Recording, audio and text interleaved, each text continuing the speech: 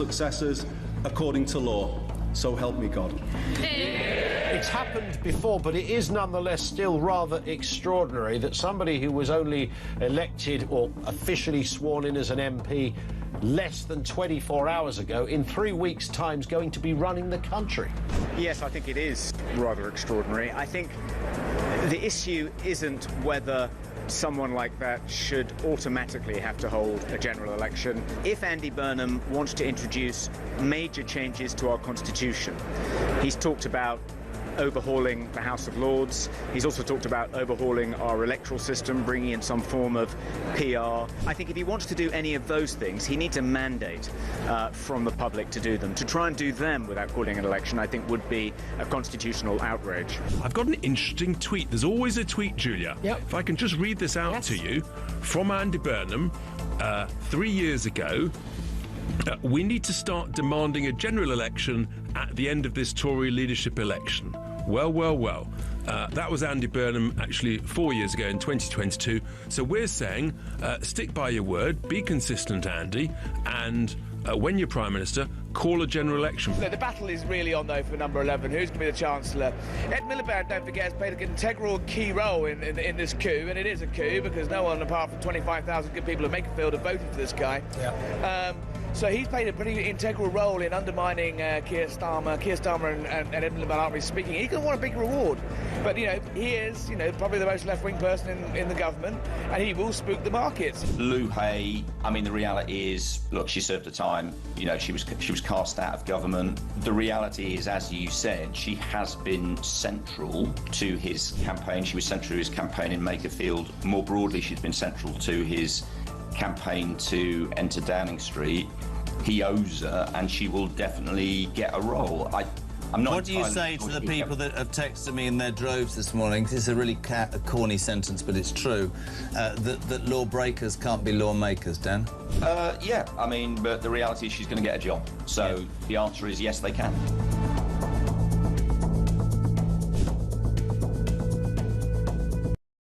Across the UK, on DAB+, on YouTube, on your mobile, and on your side. This is Talk.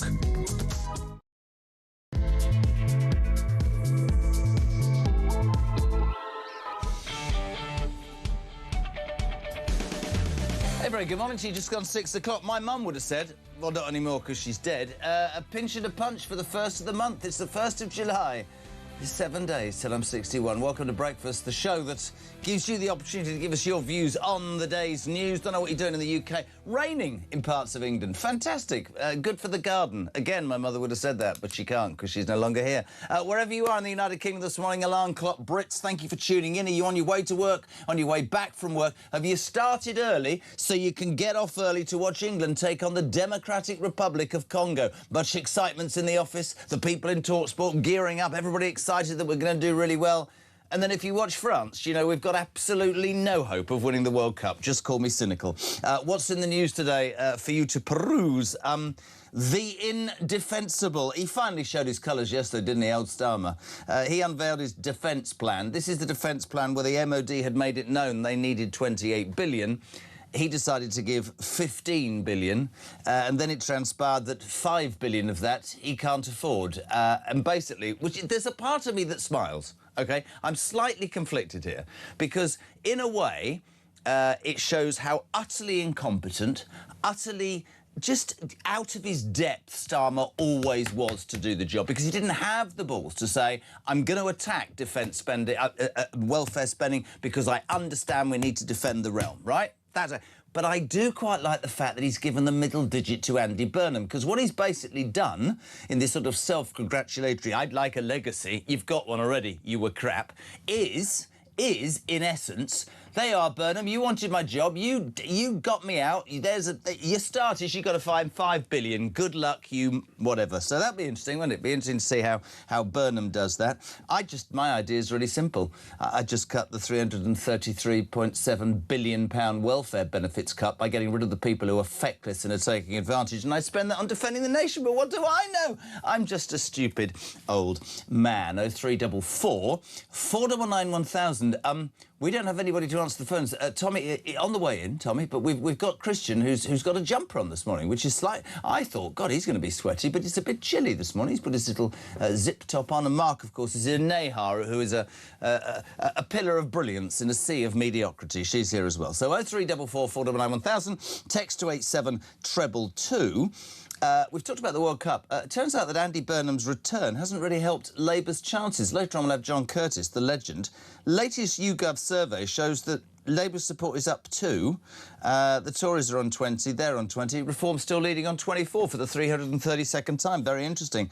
And then, this is great. You see, the thing is, Burnham, I'm just being honest with you, right? You wanted it, it's all going to start. Turns out the man of the people, Andy Burnham, used 16 grand of your cash, Mr and Mrs Taxpayer, to help buy himself a new London flat. During MP's expenses scandal in 2009, he submitted a single claim of about 16.5 grand to cover the purchase of a property, covering their stamp duty, legal fees, and he wanted a new kitchen.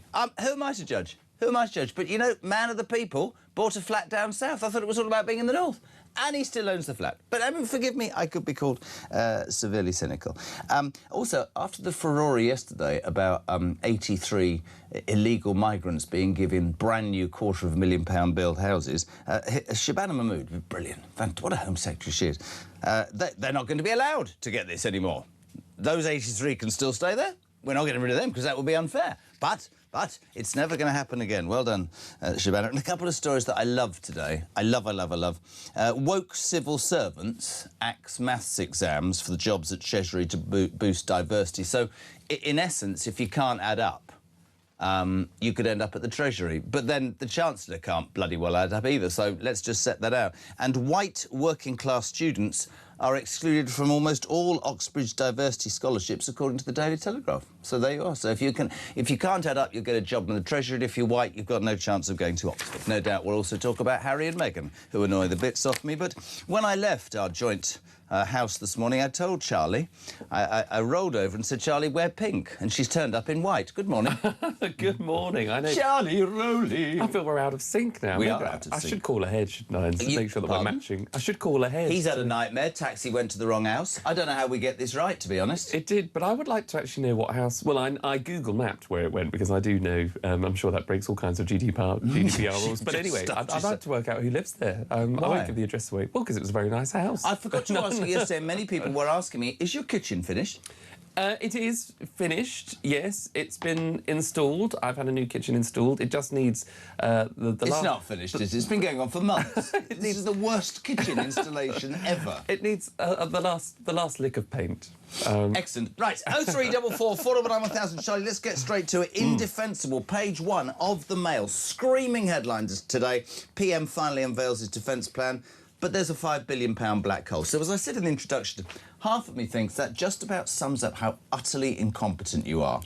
And the other half is slightly chuckling to myself, because that is the ultimate middle finger to Andy Burnham, isn't it? Absolutely. And it's on most of the front pages this morning, including not a paper that I'm overly familiar with, but, you know, I don't always discredit, The Guardian. So when The Guardian even says... I know.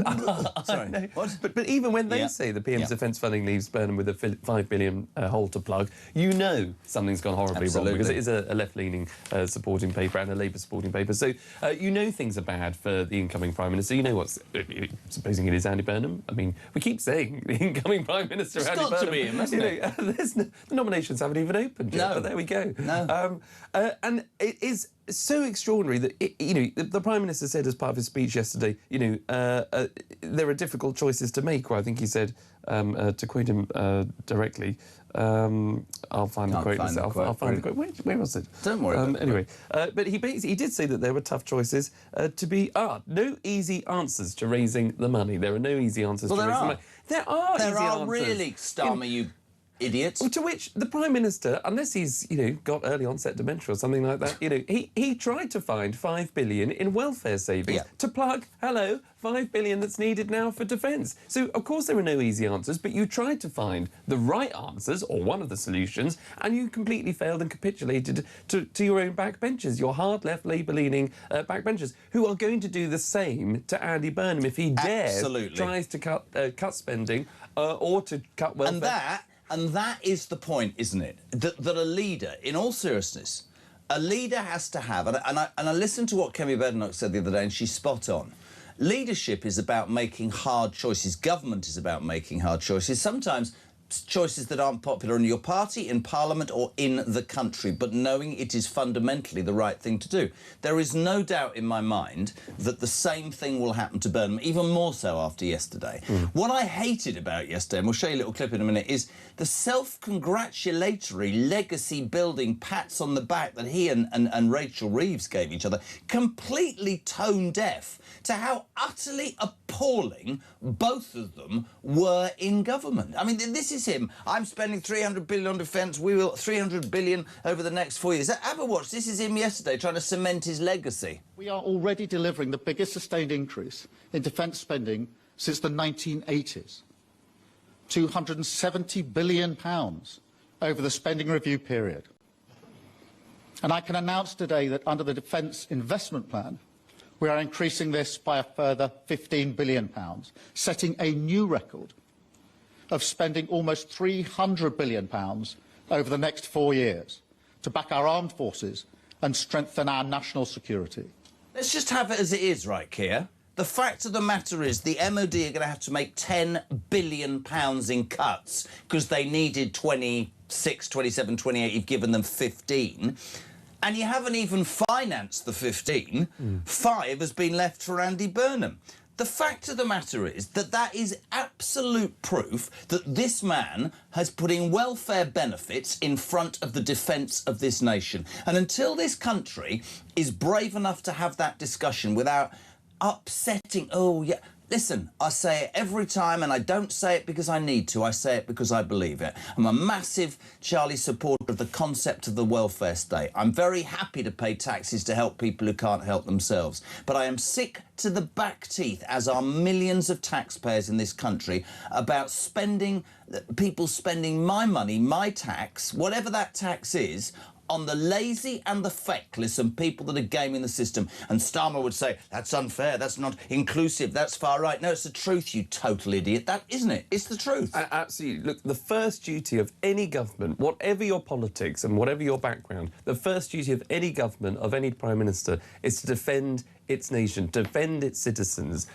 from all kinds of threats. And we've seen threats throughout the years, whether it's the increasing threat from Iran, China, Russia, and others in the Middle East, whether it's the splinter groups from the Hezbollahs, the Houthis, the Hamasis. We know that these threats exist out there. The government should have its number one priority. Absolutely. To fund our defence. And the fact that this is a guy, to add insult to injury, that wants to become the head of NATO. You know, if he does land that plum role of however many thousands... I mean, there can't be any way that he's going to be there. I mean, it's ridiculous, man. And you get to the point, you know, there's a part of me, as I've said, that, you know, he stuck the middle digit up to Burnham. But this is this country's defence. And why on earth can any Prime Minister look its people, their people, whatever you're supposed to say, in the eye and go, I know, but the thing is, people who make up being anxious or tired or emotionally drained, they're worth more than defending you lot from being bombed by a foreign power. It is utterly, utterly inconceivable to me. Straight away, 0344 499 1000. What do you make of the indefensible Keir Starmer yesterday finally unveiling the plan, the defence plan that cost him his defence secretary? He said, you're not brave enough to defend the nation. He said, you'll get 15 billion more. Well, he can't finance 15 billion, so he's left Andy Burnham with 5 billion to find. That'll be fun. I wonder how they'll do that. Oh yeah, that'll be tax us more. That'll be right, yeah. Also, you know, we had demanded, and I think NATO and Trump 3%. I don't know when we're going to hit that figure. But the fact is, it's 10 billion shy of what the defence secretaries and chiefs have said they need. It's an absolute cluster, whatever. Yep. Morning, Jez. Happy birthday in order for today. You're 61. No, I'm not. It's next... No, I'm not. It's next Tuesday, so ridiculous. Sean in Gloucester, good morning. How the hell is this? You couldn't make this up. Are you serious, Jez? The Treasury are stopping numeracy tests in applications to the Treasury to increase diversity. It's true. It's in every single newspaper this morning, right? This is absolutely true. It's Sun, page 6. Have you not heard this story? I mean, this sums up why my country's an embarrassment. Math test ditched to boost diversity. Woke civil servants boosted diversity at Treasury by axing a maths exam for candidates. They feared the numerical reasoning test was having an adverse impact. And of course, they've got a chancellor who can't add up, so that was nailed on. That's the sort of rubbish that I deal with every day. That is a story. Well, I thought she was, on her CV, I thought she was, Rachel from Accounts. Rachel from Accounts, exactly. I thought she had, and I thought she sort of... But, your average man and woman would go, heaven bloody help us, what's going on with the world? Well, it's common sense, isn't it? Look, not in all parts of the Treasury, because there'll be different parts of the Treasury. There'll be a press office in the Treasury where you might not necessarily need to be doing all the maths genii around it. Presumably you haven't got to pass English or be able to read or write to be a journalist or a press person in the Treasury. Exactly. So horses for courses, different strokes for different folks, and that's how we all sort of come together. That sounded too wishy-washy for me, Hinge. Well, no, because if you're pass maths, pass English, show a bit of dedication, and get on with your life. Oh, absolutely. There's no way you should be in the Treasury if you haven't got, for example, your basic in maths, your GCSEs. But if you're going on to, I wouldn't expect Mr. or Mrs. VAT, whoever is dealing with VAT or tax in the Treasury, to not have a higher qualification than that. Of course you want them to. You want them to be the expert. Are you implying, by the way, from your rather unfair language, then, that Rachel Reeves is not in any way, like, what's the word, qualified to do the job that she's doing? I don't think she's qualified. I'm going to play a clip. This is her putting you in your place, Rowley. This is her reminding us all, Rachel Reeves, that she's an economist, ladies and gentlemen. Good morning. Well, I'm an economist. I studied economics. I got a master's in economics from the London School of Economics, and I worked as an economist at the Bank of England. This is a very shallow comment. Look what the job's done to her in 2 years. She looked about 25 there. She can't add up, and now, apparently, to work in the Treasury, you don't need to add up. Morning, Jez, morning, Hinge and Bracket. I've got a question regarding the illegal immigrants being housed in any form of housing. Do they face bailiffs if they can't pay bills once established, like all non-paying households do for non-payment, or they're exempt from prosecution as they've come into this country illegally? That's a good question. Very good question. Probably get away with it. Probably get away with it because probably, I don't know whether they're speaking the language, might have difficulty reading, might be on their way to do an interview for the Treasury. Maybe that's what's happened. Maybe the illegal migrants are being allowed to work in the Treasury because they don't need to pass maths. Louise, good morning. Starmer leaving a £5 billion black hole for Burnham is just like a cast-aside girlfriend keying her boyfriend's car. Have you ever had your car keyed by an ex? No, I've only ever had one car, and I've never been kissed. I thought you were going to say I've only ever had one partner. That's so sweet. Good morning, Lord Damon. Jeremy, the absolute beautiful Charlie, Damon from Wigan. As a former army veteran, I think this country is utterly open to all enemies. It's so scary to think that in the last 20 years since I was serving, how the government just don't care, it seems, about the British public and just continue to waste all other departments on money, but turn a blind eye and allow defence to be completely destroyed. When will we get a government that will look after its own? I agree with that. Absolutely. And is it Damon? Damon, who was that? Yes, Damon. Yeah. is in a better position than most, because I think if he's from Wigan, I think that's where Andy Burnham said he was going to continue to live. He's got a house in Wigan, that's where he'll be staying. If he's living part of the north, or if it's just outside Wigan. So, hopefully his neighbour is heeding what Damon's message. You're right.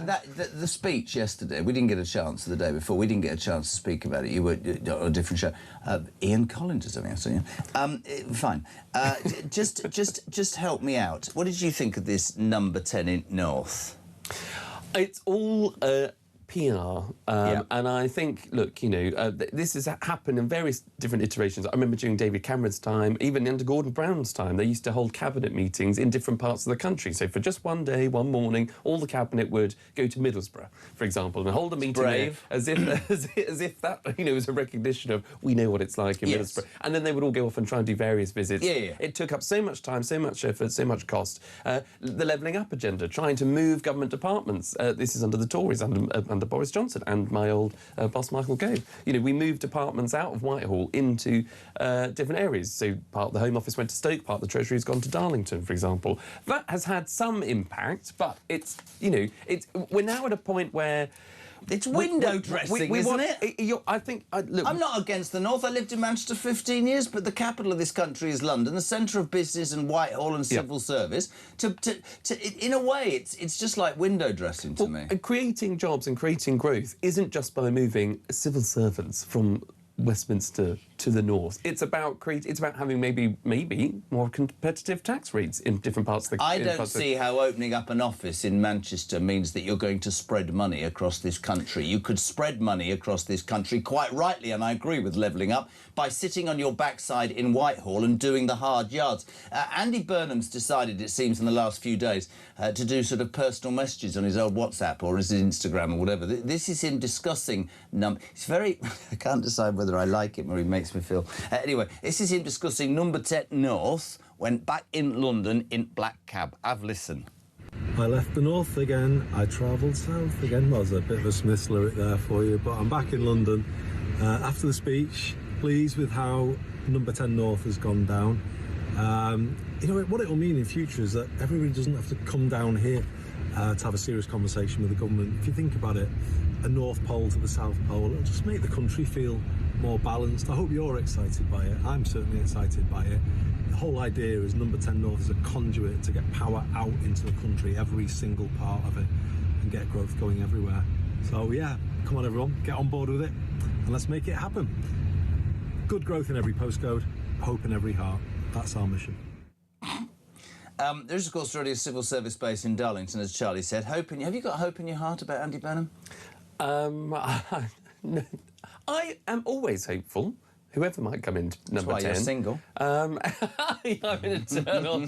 I'm single by choice. No, you're not. You're single because you're desperate. Just usually other people's. It's usually other people's. Let's just throw it out there, people. Alarm Clock Britain, please feel free to text 87222. But I just want to say, do you have hope in your heart, peeps, this morning? Do you have hope in your heart? Jane, good morning. Morning, JK. Defence. I am sick. It turns my stomach every time I see that man. I can't even say... I don't want to say his name. I don't listen to him anymore. I see him, with armed forces, pretending he's the almighty.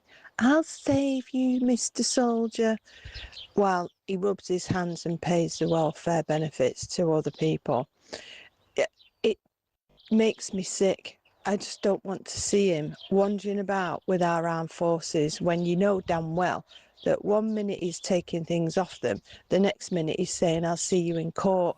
Completely agree. And she's made a point that I haven't added this morning. The hypocrisy of Keir Starmer is unpalpable. I mean, apart from the fact that he's left Andy Burnham with a £5 billion black hole, that he has given only half to the armed forces that have told us what we need, that he won't attack welfare benefits. I agree with Jane, and I should have said it earlier. There are many things that have disgusted me about Keir Starmer's 2 years. The worst, in my humble opinion, and this is no disrespect to pensioners or farmers or WASPy women, to actually prosecute knowingly men and women who serve for this country, who put the uniform on, who are maybe in care homes or just enjoying their retirement, waiting for a knock on the door with that absolute appalling Attorney General Hermer. Worse than that, though, to give immunity to the IRA. You can shove it whether... I don't want to ever be able to think... Andy Burnham needs to reverse that. That'll be an interesting one. Will Andy Burnham reverse that, Bill? Let's see. I mean, because, you know... that'd be a tick for him. Oh, totally. Look, the one thing Andy Burnham has got going for him is that he's... eyebrows. He's got that, and we might be raising ours, you know, depending on how he performs. I can't raise mine very well. But he is clearly a better communicator. I mean, I think that video in the cab is a bit cringe, but that's a personal bit. Some people might... A bit cringe? A bit cringe. Hinge thinks it's cringe, people. Hitch and Bracket here, good morning. But people might think, oh, at least he's communicating directly with the people. At least he can communicate. But all we're saying is the message is the same, isn't it? Exactly. If he starts to raise taxes, because if he can't cut welfare to fund the $5 billion black hole, then he's going to raise taxes, then it's just socialism by... I don't know what that song is. Is there hope in your heart, are you singing? Is there hope in your heart, I pray? Is there hope in your heart, Andy Burnham? Is there hope till the end of the day? Do you not remember that at school? I'm all for Andy that. Burnham, peeps, wants to know if there's hope in your heart. 0344 499 1000. Text to 87222. Back in 3.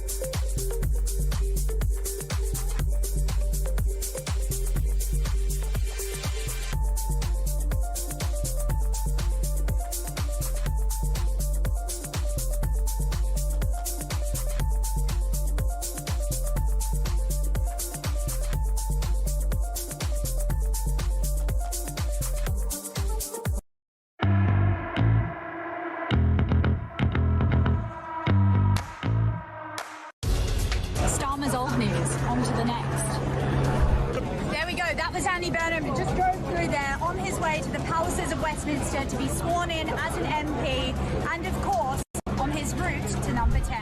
I swear by Almighty God that I will be faithful and bear true allegiance to His Majesty King Charles, his heirs and successors, according to law. So help me God. There was two things on that manifesto. Across the UK, on DAB+, on YouTube, on your mobile, and on your side. This. Welcome back, 6:27. We're live across the United Kingdom. Jeremy Kyle on Talk Breakfast, the home of common sense and the home, of course, of the alarm clock Britain. And Charlie Rowley is here. Morning, Rachel. Morning, Jeremy. It's me, Rachel. Secrets out then, when I was in the Treasury. Anyway, happy birthday, fella. Rachel Reeves. She's got to go. As for that defence plan, oh my God. Jeremy, I'll give you some money in 2029. Come collect it, mate. Catch you later. Right, sorry, so he's obviously not called Rachel and it's not my birthday. Can I just make that point? It's not my birthday for a week. Where's Angry Rob this morning? Is Angry Rob... Where are you, Rob? 0344 499 1000. You're waking up to the news that, well, indefensible, it says on the front page of the Daily Mail. Absolutely indefensible. The PM finally unveils his defence plan. He gave 15 billion. The armed forces chiefs wanted 28, which means they're going to have to make £10 billion in cuts, in real terms, cuts, and we're already indefensible. But then he turns out that he's only can finance 10 of it, so he's basically pushed this right on Burnham and gone, there's a £5 billion black hole. Good morning to Roger from Wales. Hello, Roger. I'm curious to know how much would the government save if they instantly stopped all benefits today for non-European, non-UK citizens. Does anybody know that figure? That's an interesting question. Yeah, don't know the figure, but it would be very interesting to look into and just see what that is, because you could imagine that that would be quite a sizable number. David Thomas, Crash and Burnham. His video where he claims to have hope in his heart, are you sleeping? It's a joke.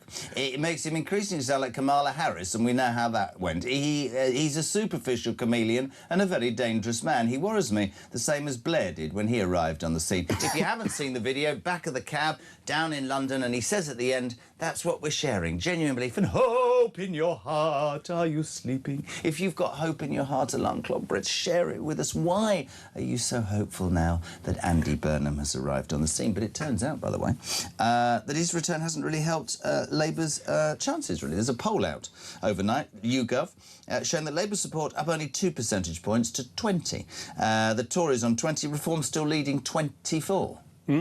Fascinating. So where's the Burnham bounce then? Burnham bounce? Burnham bounce? Well, this is what I think, well, it could be non-existent, it could be completely cut short, because the length of time between him winning Makerfield and actually becoming PM. So he's now got all of this time to fill, where he made, obviously, that speech the other day, which was a bit of waffle, and he's doing these sort of make-up... Did it not give you hope in your heart?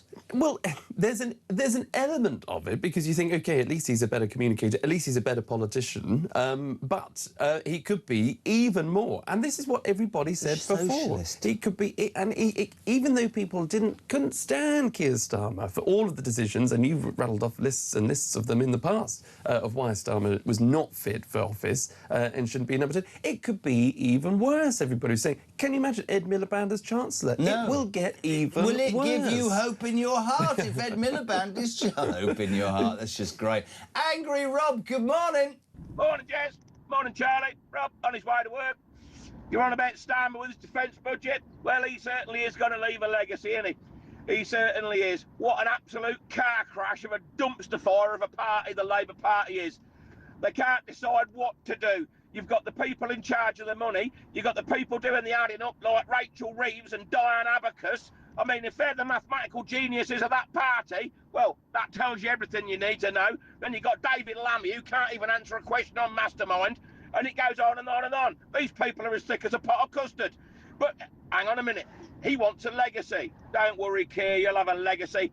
I hear that Mickey Mouse is now wearing a Keir Starmer watch, pal.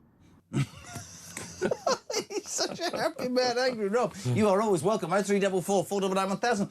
Huey, Good morning, gentlemen. I know this is cynical, he said, but I'm afraid I'm already as sick of Burnham as I've been of Starmer, and he's not even in office yet. What do people see in this man? It's beyond me. From Helen in Yorkshire, number 10 North would be central Scotland, not Manchester, wouldn't it? Well, listen, the other thing we should mention, and I haven't said this to you, is he wants to devolve more powers. Look what happened with the SNP. That didn't work out too well, did it?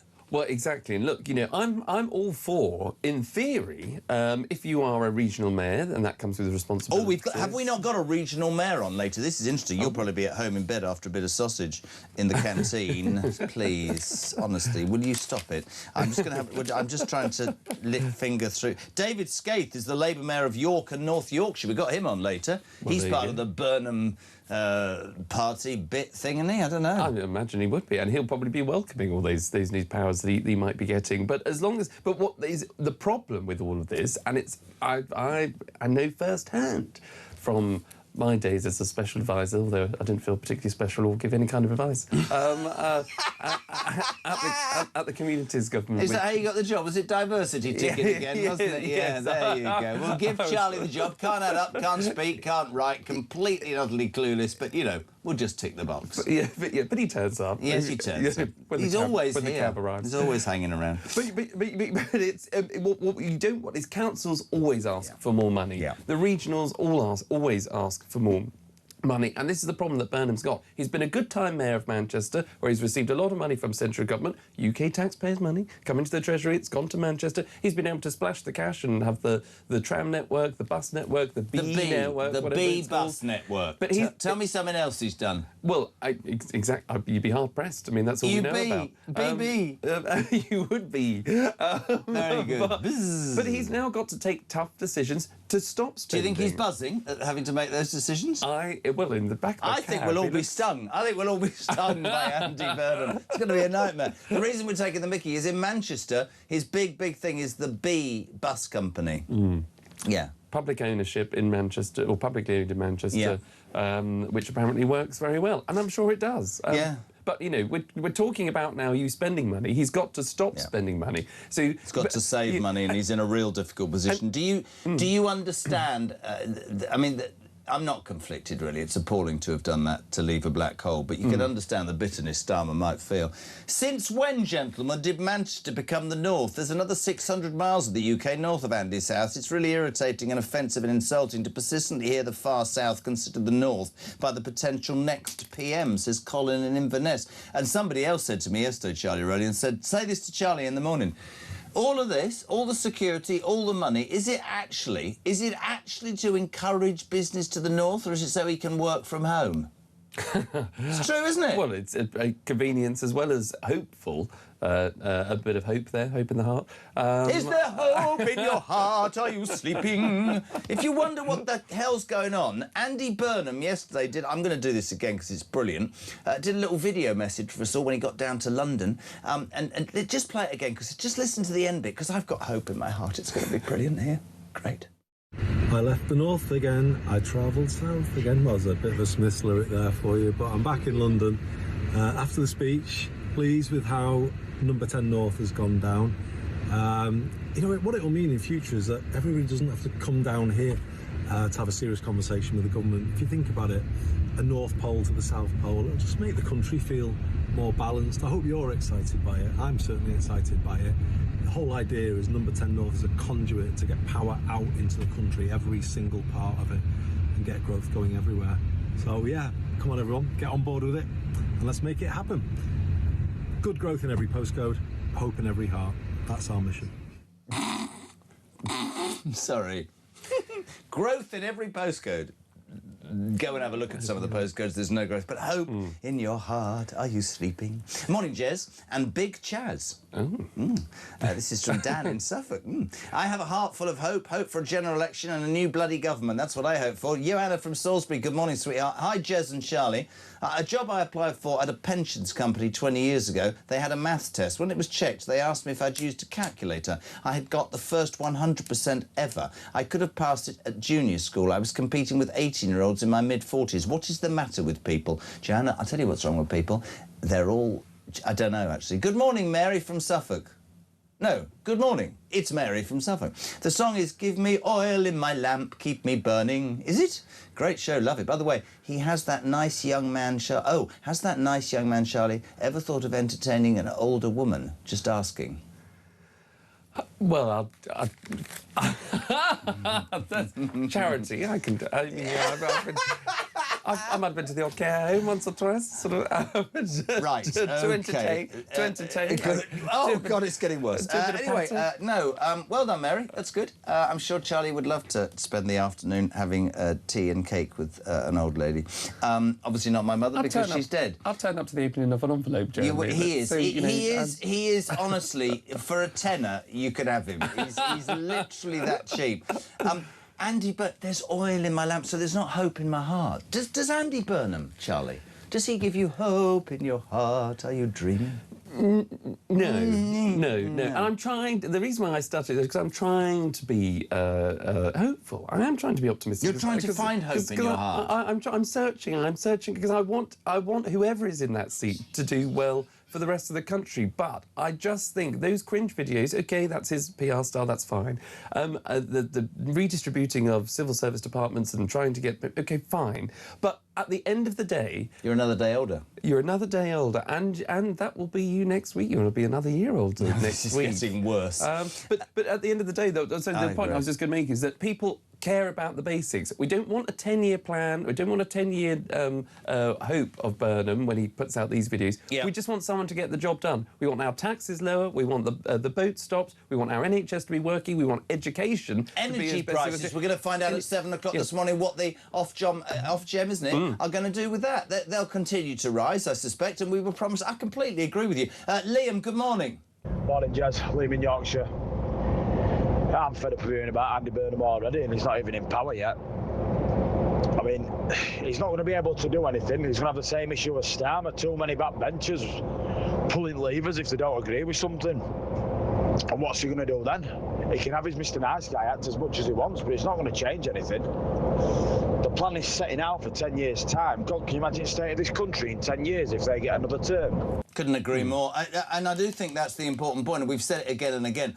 You know, the bottom line is in that speech, and I didn't say this because you weren't here yesterday, Charlie, the fact is there's loads, but if you ask the majority of people on the doorsteps, they would point to 3 or 4 things. They would say, you need to stop the boats. You need to cut the welfare benefit bill to finance public services, predominantly, as we proved yesterday, defence. And you need to cancel the stupid net zero policy that means that we're spending billions achieving nothing, and we need to start drilling in the North Sea. And adding to that, by the way, the British people's demand quite rightly for a national grooming gang inquiry. And if I had, and I said to you the other day, the political capital that he had, and I had a pair, I'd be telling them, I've a chance of saving your jobs. That's what's going to happen. But it won't be. Hope in your heart. That's it. Let's move up to Manchester. People need more than that, Charlie. You're absolutely right. And that's why it goes back to what you're talking about, the polling, where we haven't seen that Burnham bounce. Okay, it's not there yet. But because the public, they're not stupid. No. You know, that's not a breaking news. That is just, you know, the public... They're switched on, man. They are switched on. They're totally switched on. And they don't want to... you don't need to necessarily like your leader. You don't need to be, you know... But you have to believe he gives a toss about you. You absolutely have to. But you want your leaders to make tough decisions. Yep. And you know, you get respect. You respect your leaders. We would respect Starmer a little bit more if he was just able to say, you know what, actually, I know people in my backbenchers, they care about people who are sick and vulnerable, and we are protecting those people with benefits, but we cannot protect anyone if we don't have the funding for our defence. Absolutely. And so you talk down your backbenchers and tell your backbenchers to get their heads out of where the sun don't shine and understand that their desire to look after the ill, the mentally ill and the disabled, is very honourable and correct.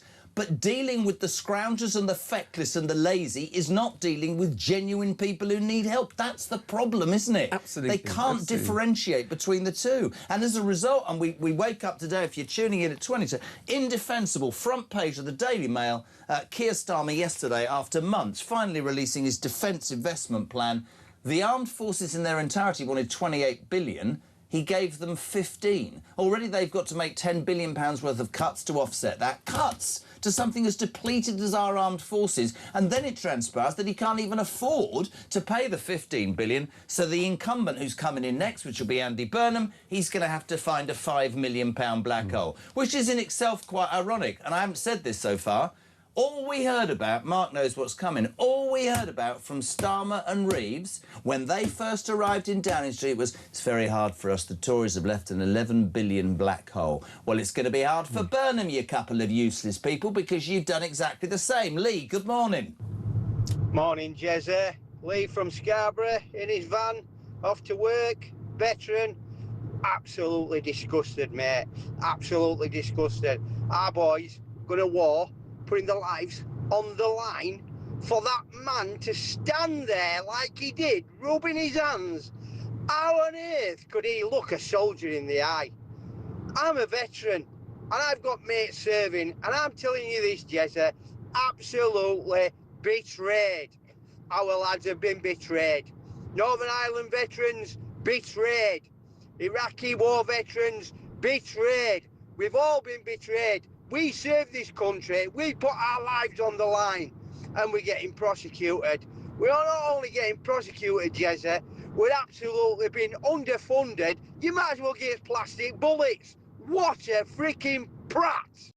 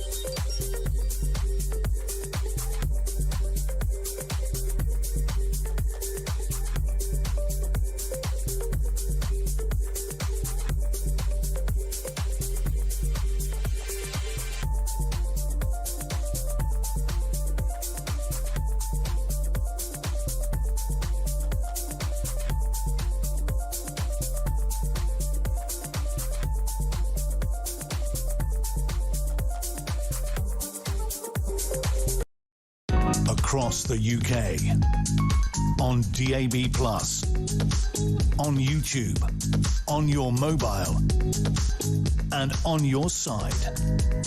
This is Talk. Welcome back. 6:45. Kinsey in LA very, very soon. Good morning, Mark. Yes. Morning, crew. Mark from Chingford. You can most probably tell in my voice I'm not very happy today. Everything that's been going on recently, right, okay, Starmer's resigned, good, I'm glad he's gone, right, but now they need to call a general election. Why are they getting some bloke from up north who no one's heard of, no one knows what he stands for? I mean, I'd never heard of him before 2 weeks ago, yeah? So all of a sudden, he's going to be the new Prime Minister. What is that about? He weren't even a member of Parliament. Why can't one of the existing Labour Party step up and think, okay, have a backbone, yeah, okay, I'll be the new Prime Minister? No, because they're all a bunch of bloody, oh God, Jez. They need to call a general election. Let the people of England pick their own Prime Minister. We never asked for this Andy Burnham, whatever his name is, Andy bloody Burnham. Oh God. Anyway, great show, as always. Have a great day. Honestly, there's simmering anger about Andy Burnham. We've seen the back of Starmer, who can't add up, and Rachel Reeves, who can't add up, and now we've got Andy Burnham, Mr. Eyebrows, who, in his little pitch yesterday in the cab, and I'm going to do it all morning, said, Growth in each postcode and hope in your heart. Just if you do have hope in your heart, are you singing? Jezza says, Bruce, when did Talk become a music station? It's not, but it's got you to text, hasn't it? I'm just saying. I listen, it's just that we're doing... Yeah, have you, Charlie, got hope in your heart? Are you feeling? Only when I come here. Only when I come here and see you. Oh, darling. Let's cross to LA to a lady who always has hope in her heart, a spring in her step and a hat at a jaunty angle. She texted me at 3 a.m. this morning. I'm not telling you why. A very good morning, Kinsey Schofield. Hello. Oh, wait. Trouble. It was work-related. All right, don't feel defensive. It wasn't. It was work-related, and we'll deal with that. Did you feel that you needed to explain that? Well, yes, because the chemistry between us is so powerful. I just want to make things clear, you know? Can I just do something? How you doing? Oh my gosh, That was so bad. I don't even know where that's come from. You know what? I bought your birthday present today. Did you?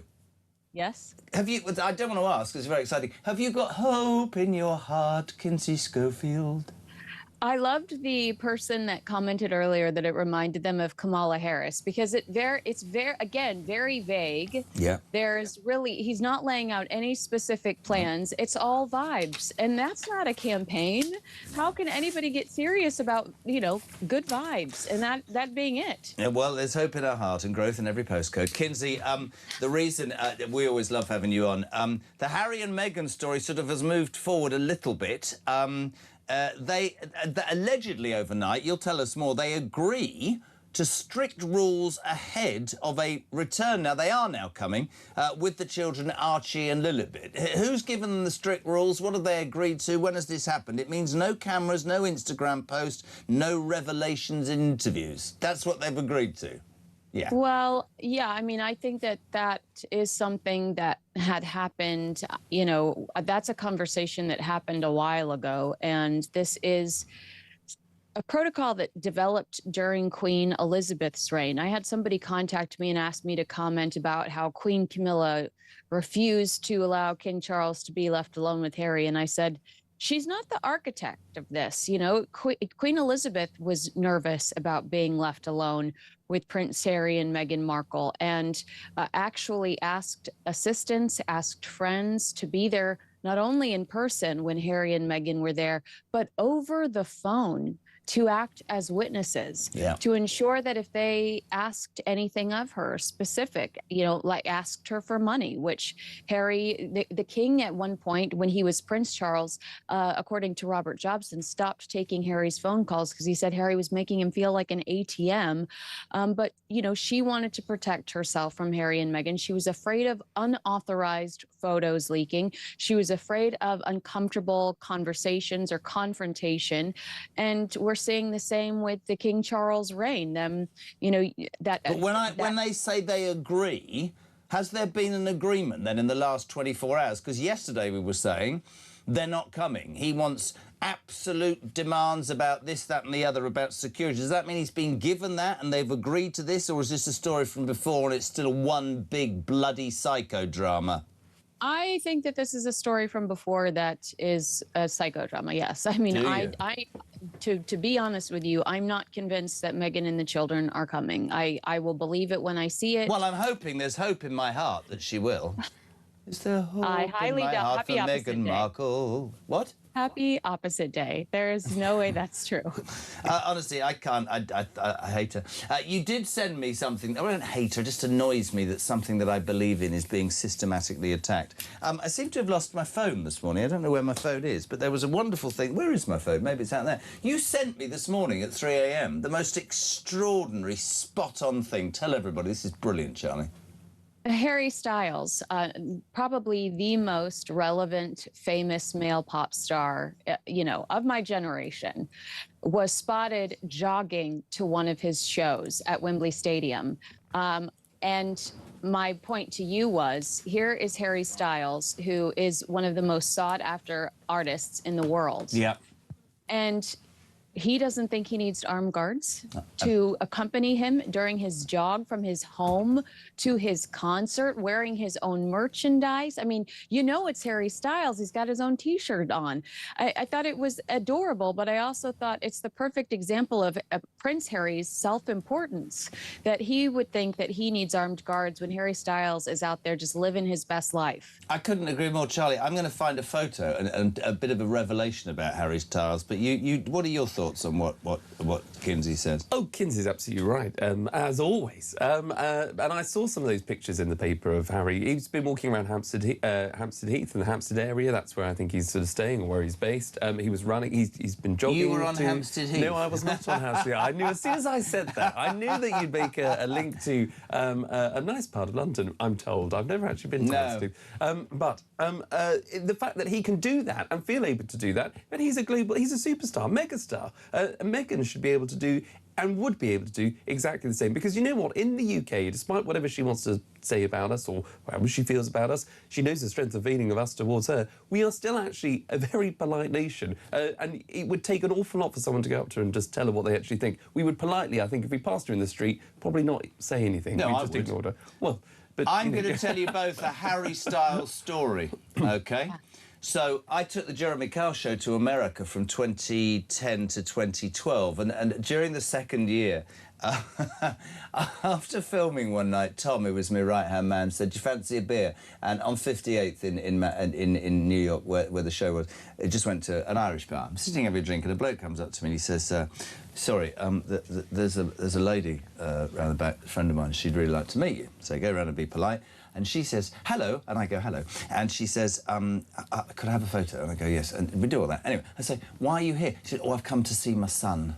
I said, "All right, what does he do?" She said, "Well, he's in the entertainment business." Anyway, it transpires that her son was Harry Styles, right? And her son is playing at Madison Square Garden with One Direction. Now, I'm not a One Direction fan, to be perfectly honest. I have thought about setting up a band of fellow old men called One Erection, but we'll leave that where it is. So I decided, along with Tom, to accept the offer of going to the One Direction concert in the VIP, the family bit, right? The family bit, whereupon for about 15 minutes, I'm not lying, all the mothers and grannies of the One Direction lads wanted photographs, and Harry came in with all the boys. There we have it. This is 2012. Look how young I look, for goodness sake. Zoom in on that, right? Look at that. But I must be the only person, right? And I know, Harry, I must be the only person who left a One Direction concert after 11 minutes because it was too loud and lots of kids were screaming. And I went home for a burger. It's true. I have been to a One Direction concert myself. Your girl loves One Direction. Well, I did listen. Mrs. Carr was at Take That on Saturday, of course. But yeah, he is an absolute superstar. They were an incredible band. But yeah, went to a One Direction concert for 11 minutes, thought it was too loud, so went home for a burger and a pint of lager. But he's a good kid. And you're absolutely right. He'll run to his concert and Prince Harry's going, ooh. The problem I have with Harry and Meghan is it's like they want everybody to go, ooh, it's them, and nobody cares, do they? They might shout, "Go home," which she'd find completely unpalatable, but that's the truth. Well, to Charlie's point, someone asked me today, they were like, "You were just in the UK. What are people saying about Harry and Meghan?" And I said, well, they're actually really polite. All they say is they need to apologize to their family and to the country for calling us racist. And I was like, what a sweet reaction. They're not hostile. They ask for an apology. I mean, that is a very polite response to... I'm not sure most people. I think that's a very... I think that's actually how people see the British, but I think there's quite a simmering anger about many things in this country. I mean, for me, and I'll ask you both this, my concern about Meghan is that if she does come, she just exploits it for her own ends, Kins. No, that's a no-brainer. This is an act of desperation. This is an admission of failure. She said, that this country was horrible and racist to her, and alluded to the fact that she would never return in multiple interviews, a 6-hour docuseries, etc. So the fact that she would jump on an airplane and come back tells us that things are not great you know, bank account wise or professionally. The offers are no longer coming in. I haven't seen her with Tyler Perry, Oprah Winfrey, Gayle King, or any of the other people that used to. Where's George Clooney? No one's answering her calls anymore. This is an admission of absolute desperation. Couldn't agree more, Charlie. Yeah, I think there's no other reason for it, is it? I mean, otherwise she would just stay in the US and let Harry come over and do what he needs to do to either, you know, for the Invictus Games or repair that damage with his dad. But you know, it's obviously an act of desperation. If she's going to try and repair damage, I'm not going to criticise her for that, actually, because it needs to be done. And, you know, life's too short on this planet to be, you know, completely held a grudge against someone. She has ruined, I think, that man I and don't that agree family. with you, and I'll be called old and cynical. I think she's behaved so deplorably towards the royal family and the British people that they are actually strong enough to say, we're not giving you a second chance. Wear it, own it, get on with it. Well, we'll never forget it, and maybe we'll never forgive it. But I would appreciate it if maybe she did just try and whether she'll apologise or not. She doesn't show remorse, though, Kins, does she? I mean, Charlie's right. He's a much nicer person than you and I, but she's not going to show remorse at all. It's not in her DNA. She never holds herself accountable, and Thomas Markle is the perfect example of that. If she had any sort of empathy or compassion, she would pick up the phone and prioritise calling her ailing father. Couldn't agree more. We love having you on. We'll see you in the morning. I think the green is beautiful, Miss Schofield. I'm looking forward to next week. Thank you. Tell Mrs. Kyle to take me to a Five concert. You like Five? I love Five. I've got a story for you tomorrow about Five. Oh, my God. You've got to wait. I've got an even better story about Five. It involves coming out of a house in Maidstone at 4 a.m. in the morning. I'll tell you that tomorrow. Kinsey Schofield, thank you very much. The dodgy early years. Charlie, thank you. When am I seeing you again? When will I see you again? Just remember, as you head off, Charlie, today, Andy Burnham wants you to have hope in your heart. Are you believing? Have you got hope in your heart? Oh, every time I see you. That's God, all it is. I don't feel the same about you. News at 7 next.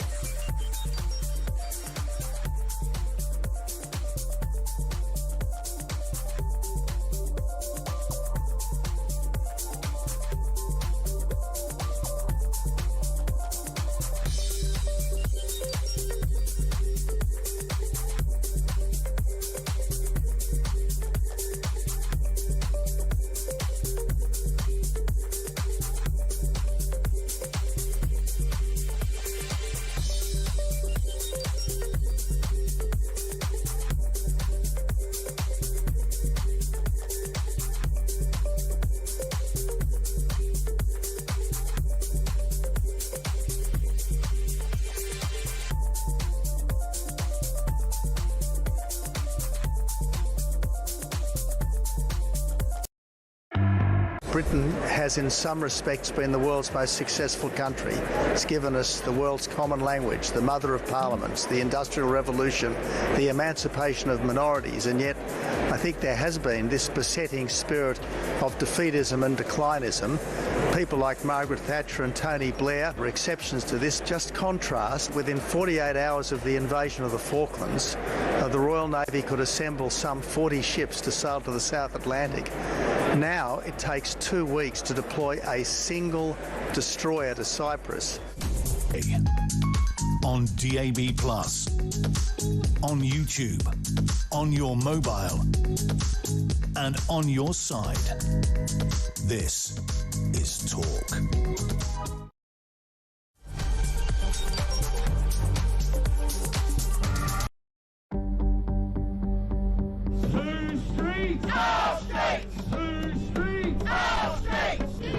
I've got some breaking news here. The Crowborough Army Training Camp could hold male asylum seekers all the way until 2030. Good. After the Home Office claimed it would only be for today, another taxpayer, or even worse, it's the money from our future selves. across the UK. On DAB+, on YouTube, on your mobile, and on your side. This is Talk.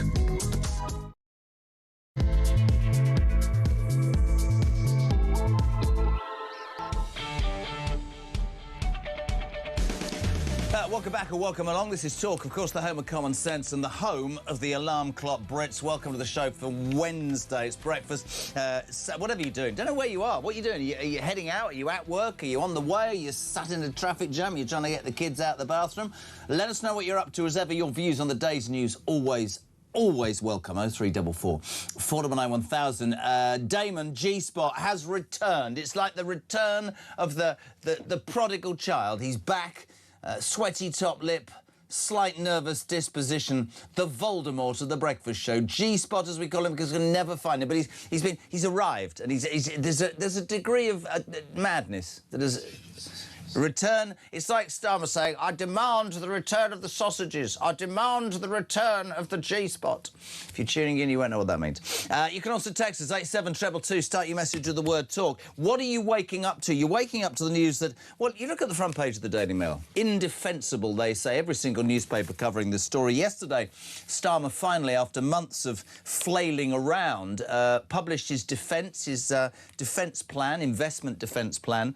Let's not forget that the build-up to this, which has taken so long, cost him his Defence Secretary, John Healey, resigning a couple of weeks ago, saying, you haven't got what it takes to find the money, and in fact pointed the finger at the Treasury and saying, you don't care about the defence of this nation. In broadest terms, the Ministry of Defence wanted 28 billion. Starmer, in sort of self-congratulatory style, whilst cuddling Reeves, yesterday stood up and said, I'm giving you 15 billion, and then went on this sort of rant about how he was saving the nation and this would be his legacy. Have a listen, have a watch. We are already delivering the biggest sustained increase in defence spending since the 1980s. £270 billion over the spending review period. And I can announce today that under the Defence Investment Plan, we are increasing this by a further £15 billion, setting a new record of spending almost £300 billion over the next 4 years to back our armed forces and strengthen our national security. There's so much I want to say about this, but let's cut the facts down out of that figure. The MOD, because Starmer's only giving them 15 billion when they needed nearer 30, will have to make £10 billion worth of cuts to even make it work. So an incredibly stretched armed forces. Firstly, they're going to have to make £10 billion worth of cuts. Secondly, the figure he talked there, we've made 300 billion over the next 4 or 5 years. We spend more than that on benefits in 1 year, and if you had a brain cell in your head, Starmer, and the person that's following you, you'd cut that to defend this nation. The thing that's caused real consternation this morning, and it's not that I'm conflicted. I care about my country. There's a slight sort of... Basically, of the 15 billion he's given the MOD, he can only afford 10, which means that when Andy Burnham grabs his job in 3 weeks, Andy Burnham starts on the back foot and has to find 5 billion. I'm conflicted because I can sort of understand him giving the middle digit to Burnham, but what I know that means is that Burnham and probably Mad Miliband, who's going to be the Chancellor, will only raise that, ladies and gentlemen, by increasing your taxes. Andy Burnham is, I think, very soon going to realise that the view from the cheap seats is a lot easier than the view from the big seat. Morning, Paul. Good morning. If you've not already done it, can you get hold of the Twitter handle at number 10 North and start tweeting some inspirational socialist ideological quotes, maybe a few images from North Korea, and general good ideas on how to spaff people's tax up the wall? Many people are angry about Andy Burnham before you arrive. We'll say a very good morning. I love this man being on the show. Should have been the Prime Minister. I say it every week because I mean it. Sir Ian Duncan-Smith, former Conservative Party leader. A very good morning, sir. How are you? Morning, Jeremy. Yep, very well. Not happy, though, because I was in the chamber for the defence statement yesterday, and it was full of holes. Full of holes. I mean, you had 2 resignations because they'd got within 0.1% of nowhere. And this time, basically come up with the same. And all through the statement, this was the thing that was really peculiar. All through the statement, the new Defence Secretary kept saying, no, don't worry, this is for the next spending review. How can you make a statement about defence spending and know there is a huge chunk of it that isn't even in the spending plan because they haven't figured out where it's coming from? I mean, to me, it sums up, I have to say, Ian, in a moment for me, how completely and utterly incapable Starmer was of being the Prime Minister of this country, because I've said it again and again. The first rule, I guess, the first one of two rules of any government is to protect its inhabitants, its population and whatever. This man went on about how he was spending $300 billion on defence over the next 4 years. We spend $332 billion on benefits. Why has he, or why will Burnham, it seems not, have the courage, the balls, or in fact, the knowledge that the people want them to do something about welfare and spend it on defending our country? It's beyond me. Yeah, well, this is the whole problem for Labour. And it's going to be the whole problem for Andy Burnham, as and when he takes over. This sort of great idea of a Messiah coming down from the north to deliver Labour from their woes because he's not Starmer will last all of about 5 minutes. In fact, I saw today that there's no particular bounce for him. Why? Because the reality for the British public is higher taxes, okay, higher spending on welfare, and unable to defend ourselves. And also, at the end of the day, basically lying about the state of the economy. And this is the whole point. Yesterday was an appalling nonsense, because you come to that dispatch box to tell us that we are now going to spend. We now know that their own plan to reach 3% of GDP by 2030 has gone out. The NATO requirement, de minimis, that is the very least you could spend, should at 2035 be at 3.5%.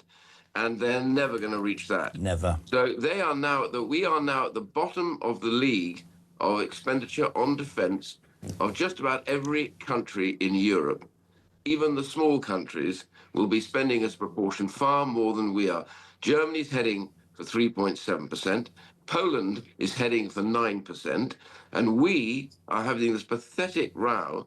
And why? Because welfare spending does need now to be reduced, and you can reduce it by getting people back to work in key areas who say they have depression, anxiety, ADHD. These areas, plus some others, you'll be able to reduce that bill by the middle 20 billions by the time you get through this. That's where this support needs to come from. Getting people back to work and finding the savings for defence particularly, but for other things too, will be the key. And they are not even prepared to discuss that in this particular spending envelope. Well, when we didn't speak when it was on, but when the Messiah of the North, who, by the way, I've got to ask you this, Sarim, because we're doing a little thing this morning on the show. I don't know if you saw his little message from the back of the cab. Did you see that at all? I didn't see it. I've just seen a picture in your. Well, I'm going to play it to you, and I want you to take away from this as a senior politician. I want to ask you at the end if this gives you hope in your heart, Sir Ian Duncan Smith. Have a watch. I left the north again, I travelled south again. Well, there's a bit of a Smiths lyric there for you, but I'm back in London. After the speech, pleased with how number 10 North has gone down. You know, what it will mean in future is that everybody doesn't have to come down here to have a serious conversation with the government. If you think about it, a North Pole to the South Pole, it'll just make the country feel more balanced. I hope you're excited by it. I'm certainly excited by it. The whole idea is number 10 North is a conduit to get power out into the country, every single part of it, and get growth going everywhere. So yeah, come on everyone, get on board with it, and let's make it happen. Good growth in every postcode, hope in every heart. That's our mission. Sir Ian Duncan Smith, a politician, ex-military man, and somebody who should have been Prime Minister. What do you make of that? Have you got hope in your heart, Ian? No, because the essentials of the government haven't changed. No. This is a government that was meant to come in and back up defence. We are facing the greatest threats we've faced now since the 1930s. Yep. China's military spending is massive, on the rise. Russia is at war, having tried to invade Ukraine, and there's now talk about 2030, 31 they will be in a position to have a go at other countries in Europe. You've got North Korea, which is part of this whole process, threatening now sub-launch nuclear missiles at the United States. You know, this goes on. Iran is still there, and it's still threatening, and it undermines us all the time because the government never did sanction the IRGC, the Iranian Revolutionary Guard Corps, who work on our streets here in the UK, fostering huge amounts of extremism, paying for it, and creating this terrible nonsense that we've got going on with these marches. All of this is what he's going to inherit, and a budget that simply doesn't work.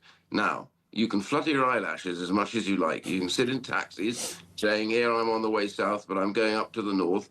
Literally, I think for most of the British public, they're going to turn around and say, if you go up to the north, keep going, because it's no use to you if you can't solve these key problems, which is we are bust in this country. Is there any part of you, when the speech was muted first the other day, and I wanted, look, I'm a patriot, I want our country to be in a much different place to where it's at. I thought to myself that any good political advisorian would have said to Burnham, you've got massive political capital. The Labour Party has parachuted you in the Parliamentary Labour Party because they didn't have the talent or they believe in the words that you say. I would have thought at that moment you would have the power. If you go and, as you do in your constituency, knock on the doors, if anybody's being honest, they will tell you 3 or 4 things. They will say, you need to stop the boats. They will say, we need to do something about a welfare bill that is completely and utterly destroying our public services because we're spending money on many, I'm afraid, feckless and lazy people, not the genuine ones. And they will also say, energy bills continue to rise.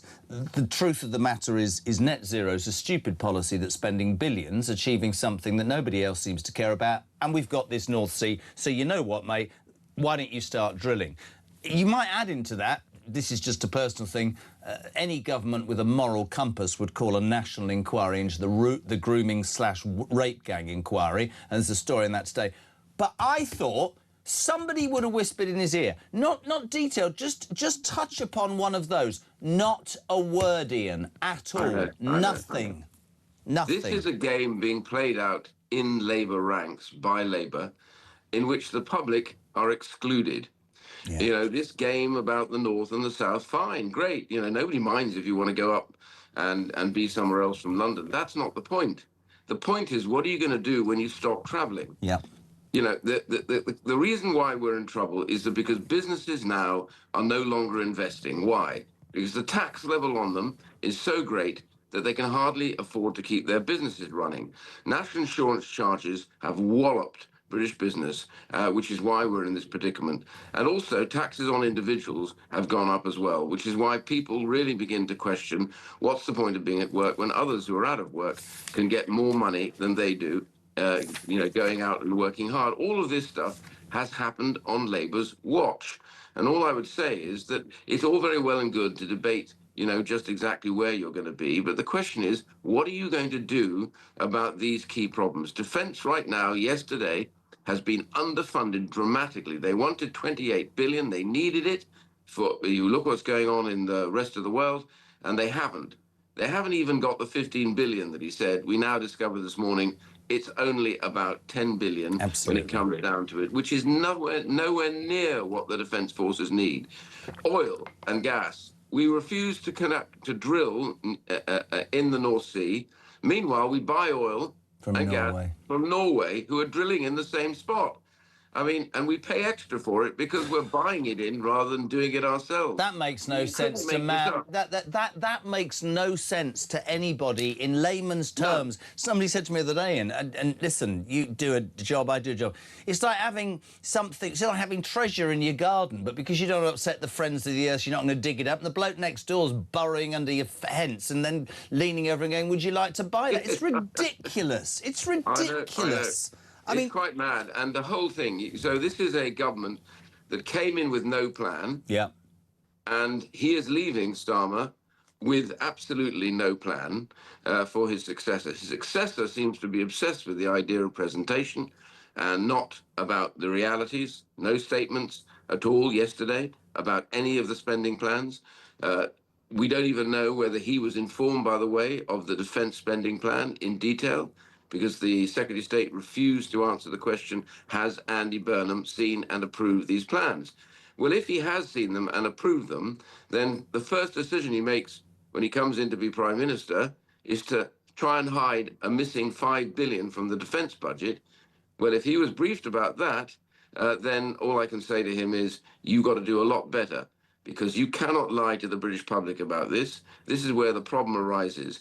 We have tough choices, but the idea you're going to fill that gap by more taxes on the British public or on business is absurd. And who was sitting next to the Defence Secretary yesterday throughout all of this? Rachel Reeves, the Chancellor. Not for long. Who sat mouthing and muttering through the whole single statement when it discovered, of course, that she'd given them no extra money really at all.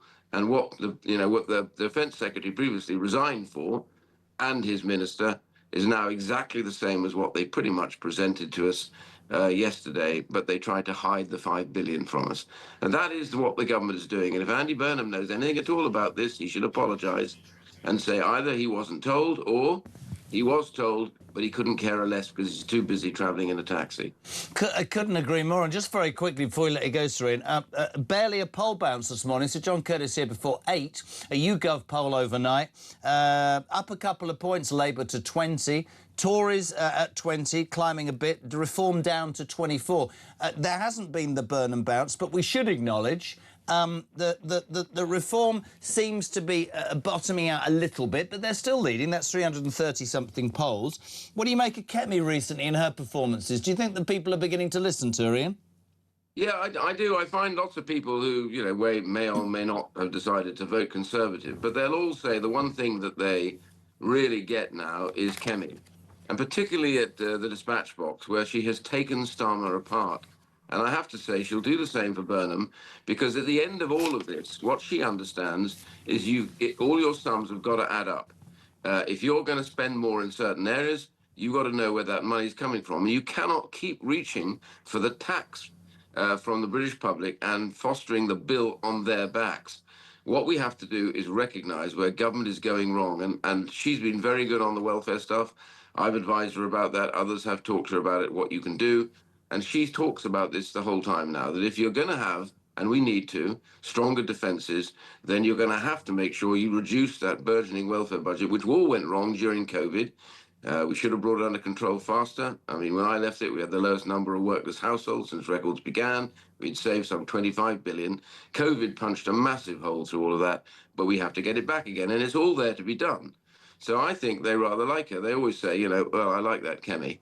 Yeah, I spent a bit of time with her the other day at that drinks thing, and I was quite impressed with the calmness. I think, we don't need to disagree, but, I think the brand to many is still toxic, the 14 years, the way it ended. But she's certainly cutting through. And I said to her something that I would say to you. I was very critical for the first year because I heard nothing. And I would be on this show going, but what's happened is she's actually gone away and done the homeworks and come up with things that add up and make sense financially. And that's what right now the British public need, I think. Ian, just one final question.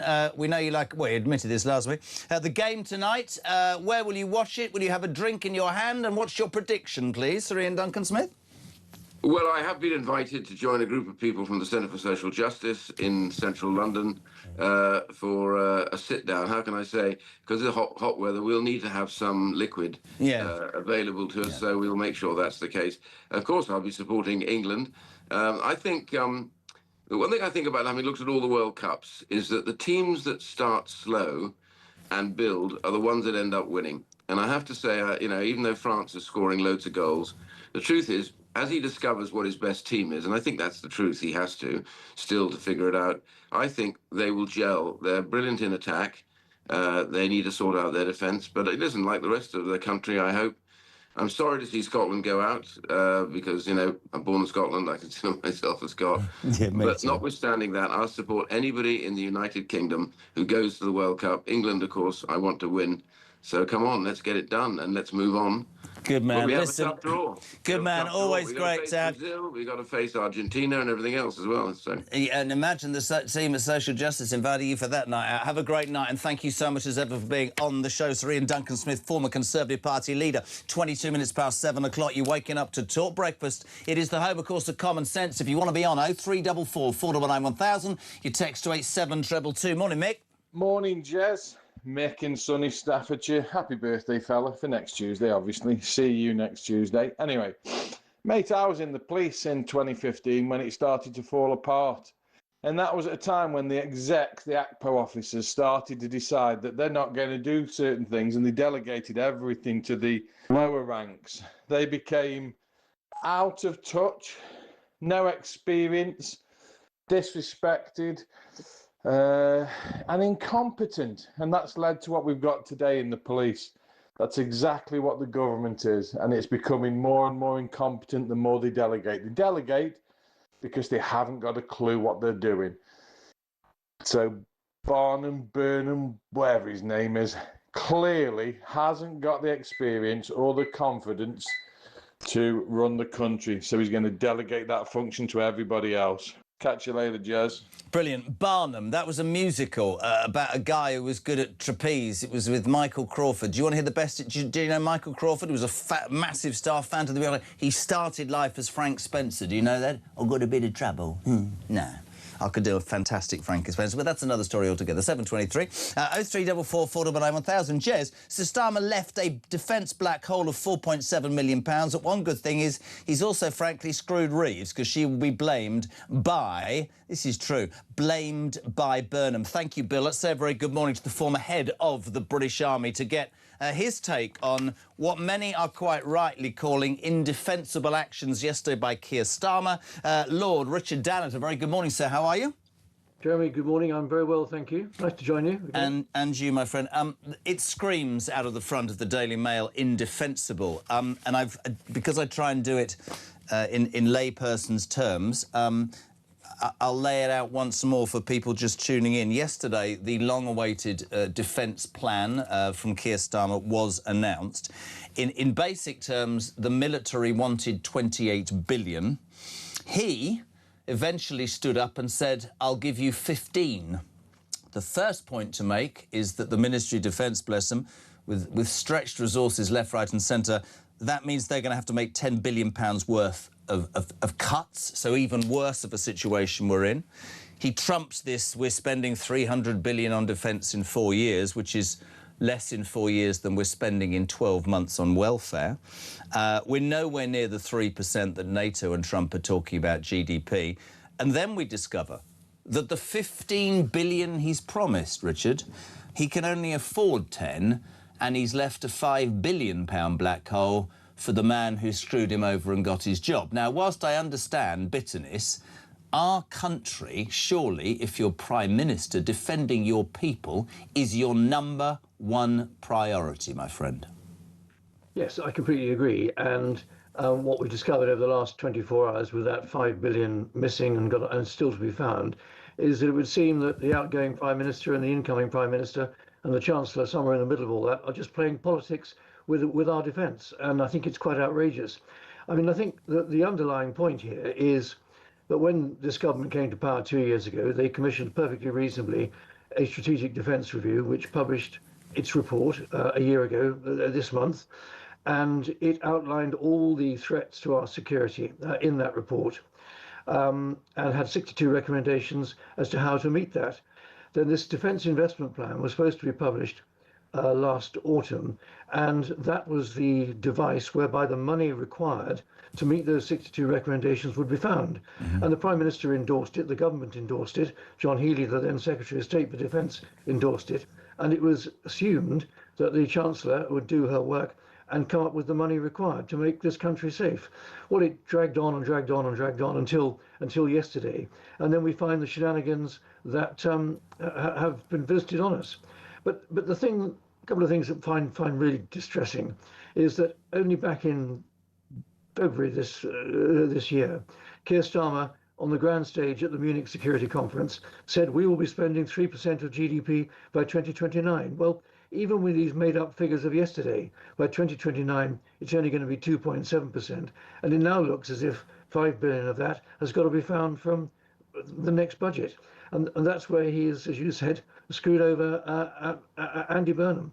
But it's really interesting for me, Richard, to and I've said this to you before, massive supporter of the armed forces, and I'll talk to you about what I think was the worst part of Starmer, and there were many.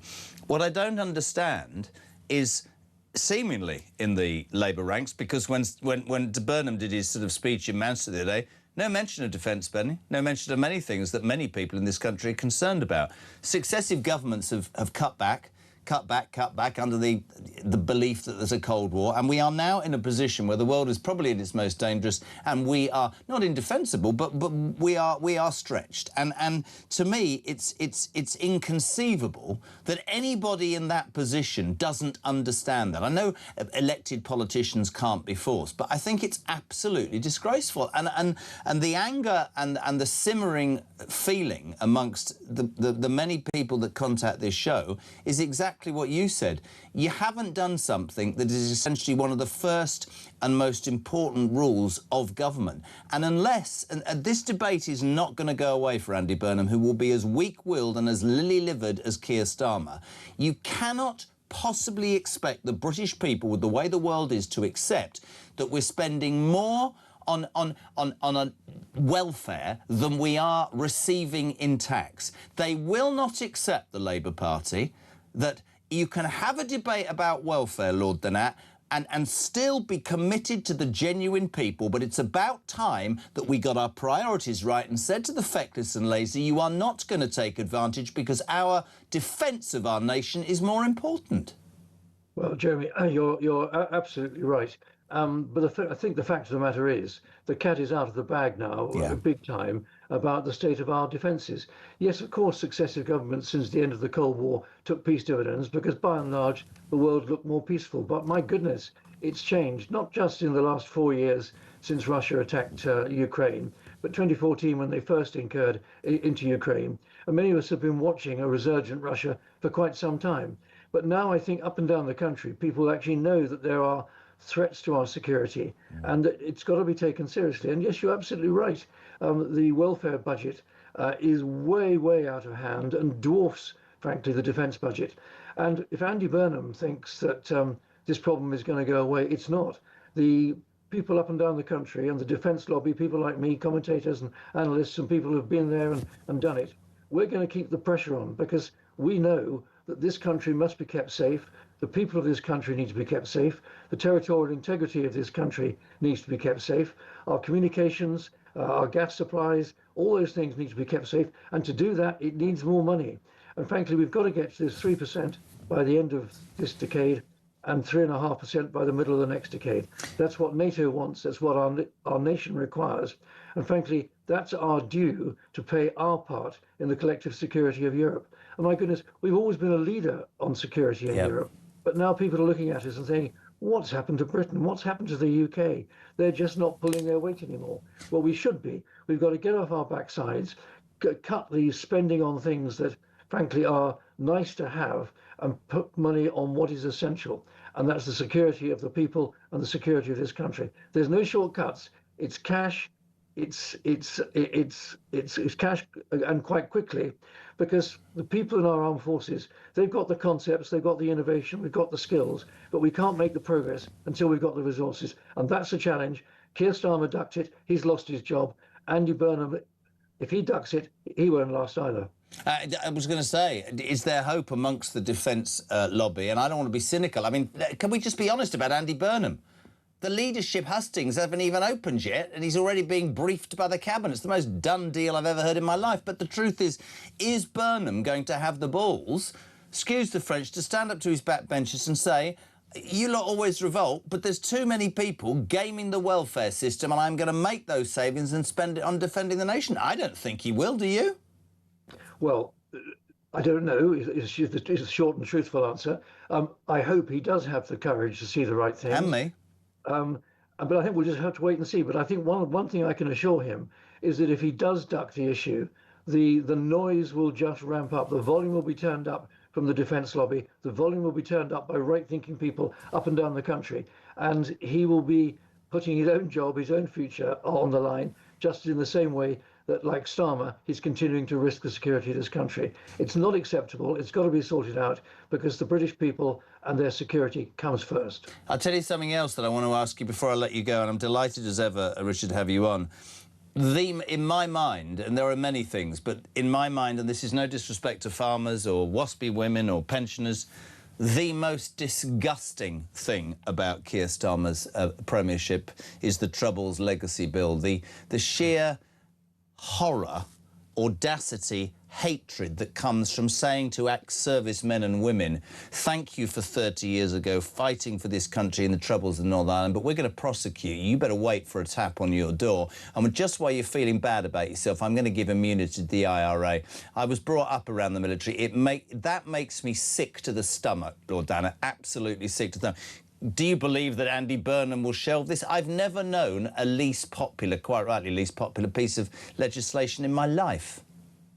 Well, Jeremy, you're absolutely right to put your finger on it and shine a light on that issue. It's an issue that's been concerning many of us for years and years.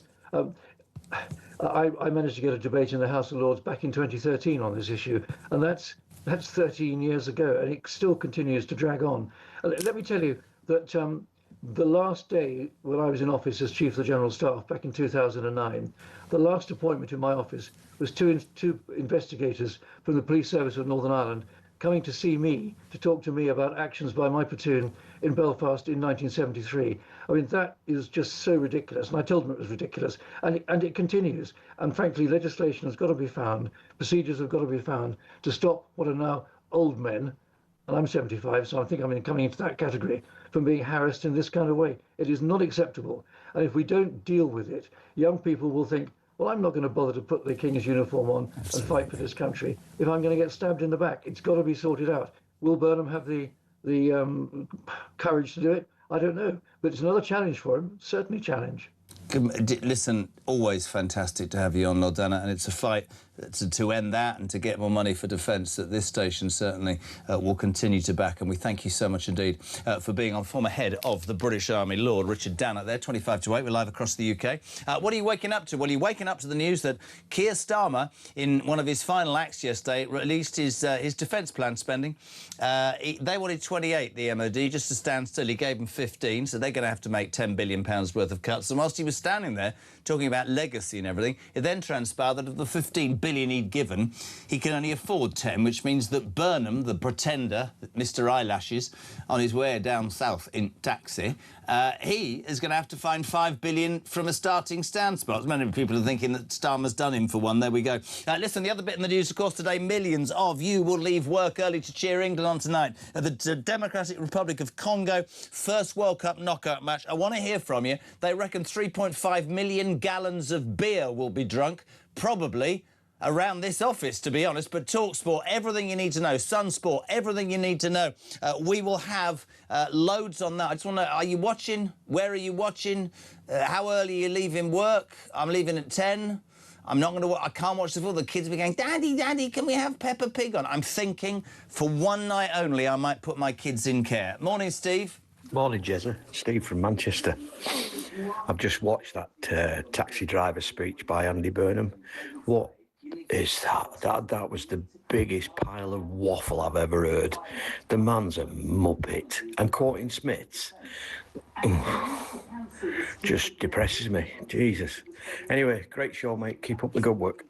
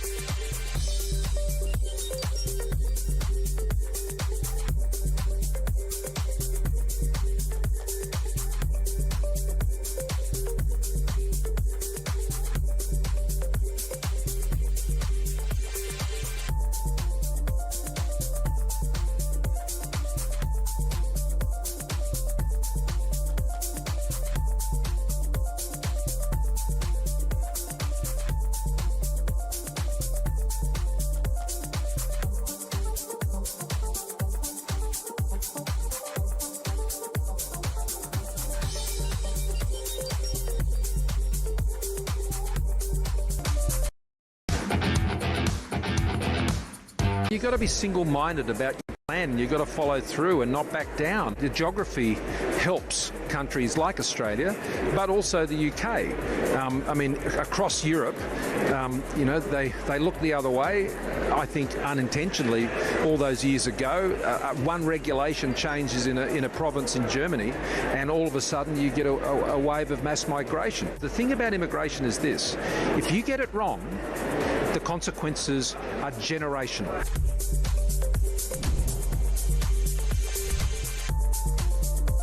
Across the UK, on DAB+, on YouTube, on your mobile, and on your side. This is Talk. Welcome back. Welcome to Wednesday. We're not spending enough on defence. Millions of you will leave work early to watch the World Cup.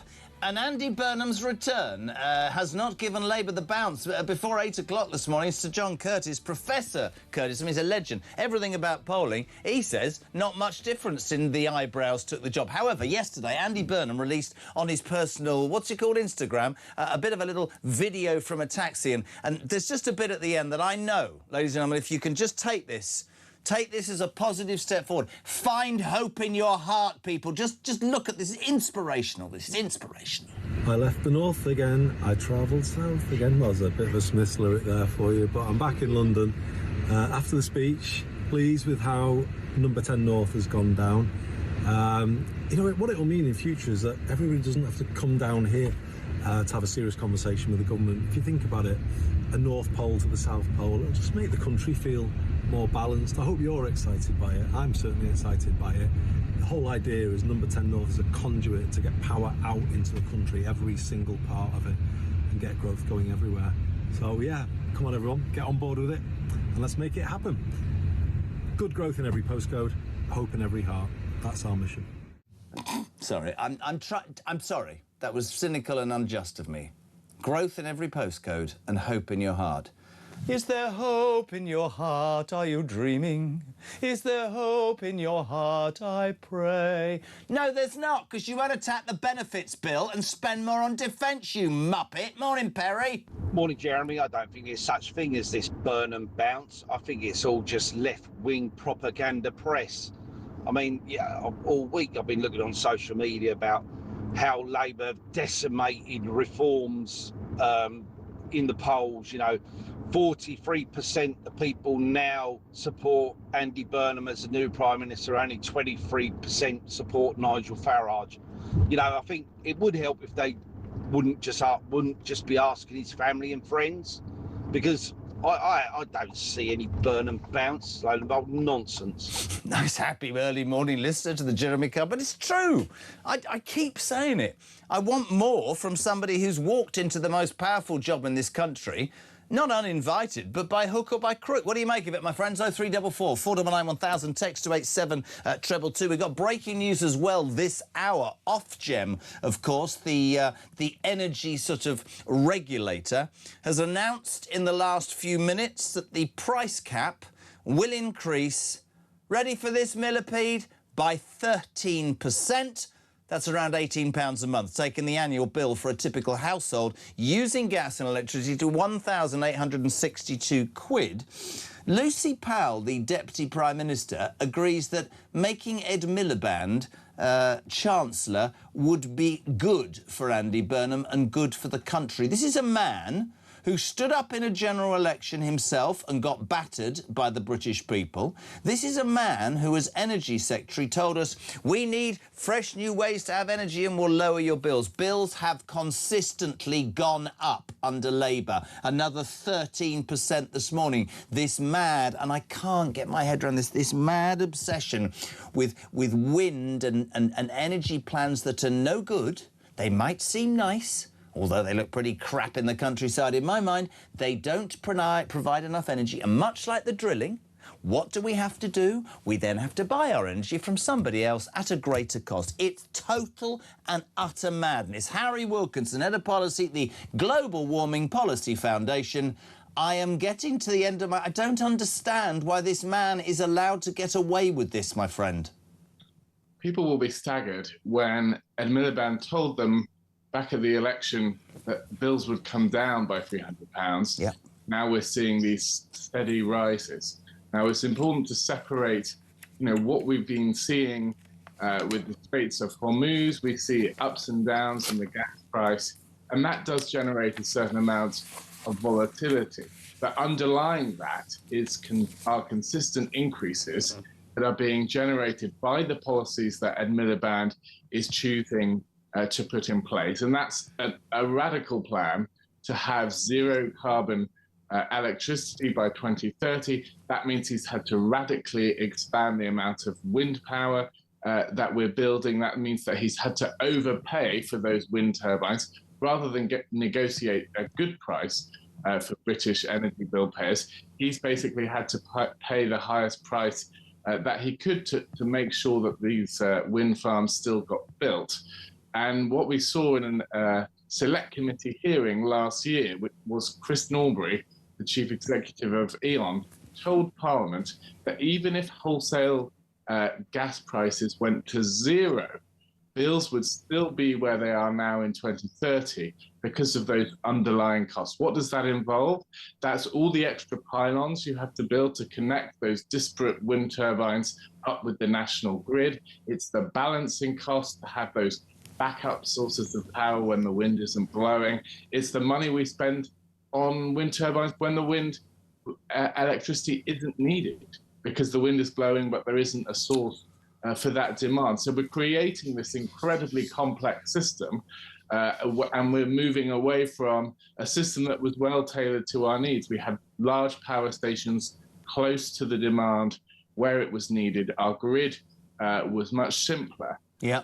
Can I ask you a question? Because we could go round. You speak such sense. I could go round and round in circles trying to justify how mad this whole approach is and how people's bills, again, if you're waking up, Ofgem's latest price cap will be increased by 13%, nearly another 20 quid on your bill. Starmer said they'd come down by 400 before the election. Miliband said they'd come down by 300. The fact is they have risen. Every single day on this show, Harry, somebody says there's liquid gold in the North Sea. That is our money to pay off our bills and bring down energy costs. So stupid this government. We allow Norway to drill for that oil and gas and sell it back to us. The whole policy is madness. How much would it cost to reopen those drilling lines, to give out those licenses, to get drilling again? Is that something that could happen quickly?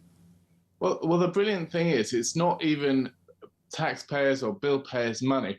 Companies would put their own money, invest their own money in getting these sites operational, and then they would sell that gas back to us at a cheaper price than suddenly importing LNG from around the world. So why wouldn't you, if you're in charge of the country's finances, do that for the sake of the fact that you're heavily in debt and you've got this asset? I don't get it. Well, it's because they have this net zero ideology. They can't embrace a more pragmatic approach, so they have to say, no, we will have none of our own gas. We will pay other countries to import that gas and oil instead. Let's also remember that there could be a gold mine that's way bigger than what's left in the North Sea, and that could be onshore shale gas extraction that could revitalize the urban former industrial heartlands of the north. That's where a lot of this shale gas could be. Now, of course, we don't know if it's going to work. We don't know if that's economically viable to do here in the UK, but we're not even allowed to try. This is what's frustrating. Is there any part of you at the Global Warming Policy Foundation thinks that Burnham, if he is going to be the next Prime Minister, because, I mean, look, he keeps doing videos from taxis, do you think he'll be any different? Do you think he'll stand up to the Milibands and ditch it and realise that he's screwed financially? Yesterday's left with a black hole in terms of defence. Do you think he will start drilling again, or do you think he's like the rest of the Labour Party?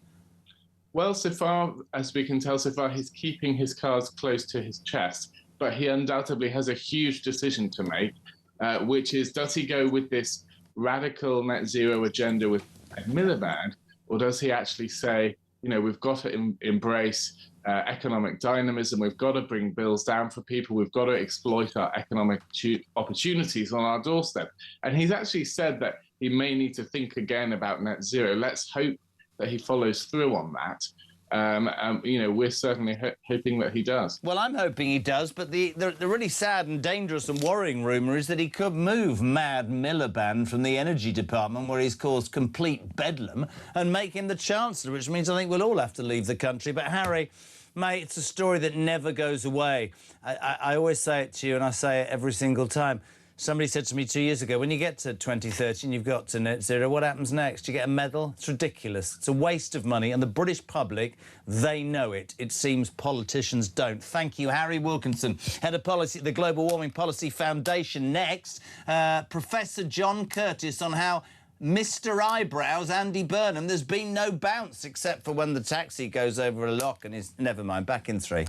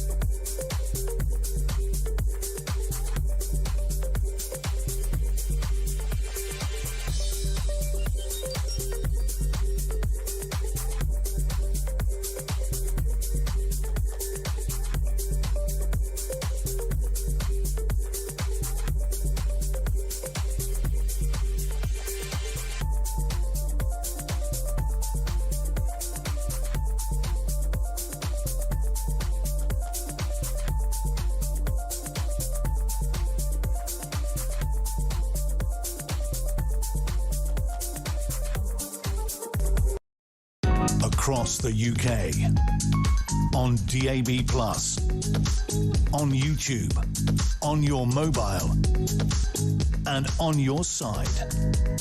This is Talk. Welcome back, 10 to 8. This is Jeremy Carlin, Talk Breakfast. Sir John Curtice, Professor Sir John Curtice, in just a tick. The Burnham bounce, it's not happening. Morning, Phil. Good morning, Jeremy. Well, the amount of money that this Mr. Burnham decides to spend, the only thing he's going to be bouncing is cheques. Brilliant. That's my listeners. That's what they give me. We say a very good morning to Professor Sir John Curtice, polling expert and Professor of Politics at the University of Strathclyde. John, good morning. How are you? Fine, thank you. How's yourself, Jeremy? Good, my friend. Interesting times. We've debated long and hard about Burnham on this station. We've talked about the coup. We've talked about the defence issues yesterday. You've got some interesting news. A YouGov poll overnight. Was this on the back of the Great Reset speech in Manchester, or was that before that? I think it was done on Sunday and Monday, if I remember rightly. So a lot of it... Before the speech that inspired nobody? Well, let's see. What we can say, Jeremy, we so far had 4 opinion polls that have been conducted since Keir Starmer announced his resignation. And in a sense, that's all that's happened so far. And we're currently in this interregnum between Keir Starmer announcing his resignation and the expectation that Andy Burnham is going to be crowned as his successor as Labour leader and therefore as Prime Minister later on this month, but probably about the 20th of July. Those 4 polls, well, I mean, one of them did show a 6-point increase in Labour support, but that was a poll which already had Labour as low as 15 points, just simply put it back up to 21 and basically much more in line with other polls. The other 3 polls, 2 increases of 2 points, 1 increase of 1. So there's been a slight rise in Labour support, but not, a fundamental change in the political weather. Of course, I guess what Labour will be hoping is that when indeed Andy Burnham becomes leader, that there will be more of a bounce. There is so-called hypothetical polling out there asking people how you would vote if indeed Andy Burnham were to become Prime Minister. One of those most recently suggests that maybe there might be another 3 or 4 points for Labour. But I think it's been pretty clear from quite a few weeks ago that while Labour might get some benefit immediate benefit from Mr. Burnham replacing Sir Keir, that it's not going to fundamentally change the political weather. It might mean Labour and Reform are roughly neck and neck with each other, but on its own, the change of leader is not going to rescue the parliamentary careers of many of the 410 Labour MPs who are going to put Mr. Burnham in place of Sir Keir. Let's talk about Reform. Still leading for about the 332nd poll, 24-25% in these polls. What's your view? Some people are saying the bubble has burst. Others are saying no. It's hardened and that will continue. What's your take on it, John? Well, it's certainly true that there's been a gradual decline in Reform support. It was arrested by their success in the local elections. Now, it is only 4 polls, so I don't think we should rush to judgment.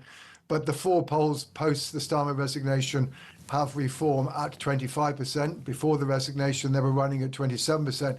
But if you look at the innards of those polls, it's not immediately obvious that Reform are suddenly losing votes to Labour. If anything, insofar as Labour are gaining ground, it's rather more expensive gaining Liberal Democrats and Green voters. So I think we need to hold our judgment on that. But certainly over the piece, whereas Reform were at 32% at their peak in September of last year, they've certainly been running rather lower more recently. But as you say, still so far ahead of the polls. But I think the point is, if indeed there were to be more of a Burnham bounce, when Mr. Burnham is actually in 10 Downing Street, we might be looking at Labour and Reform at least neck and neck with each other, as opposed to Reform having the clear lead that they have been enjoying now for 12 months. But I mean, this frankly is all rather a speculation. Of course, in the end of the day, what will matter is the extent to which Andy Burnham can, in the eyes of the electorate, to do the job of Prime Minister more effectively than Sir Keir Starmer. And that is inevitably going to be something where judgment will take a little while before we can get to begin to get some clear view. And just finally, Kemi Badenoch, who I think most people would say is frankly seen as the right person at the wrong time. She's been quite impressive. That's certainly cutting through on a personal level. Any movement for the Tory party, John? No, it's 19% in these 4 post-resignation polls. It was 19% beforehand.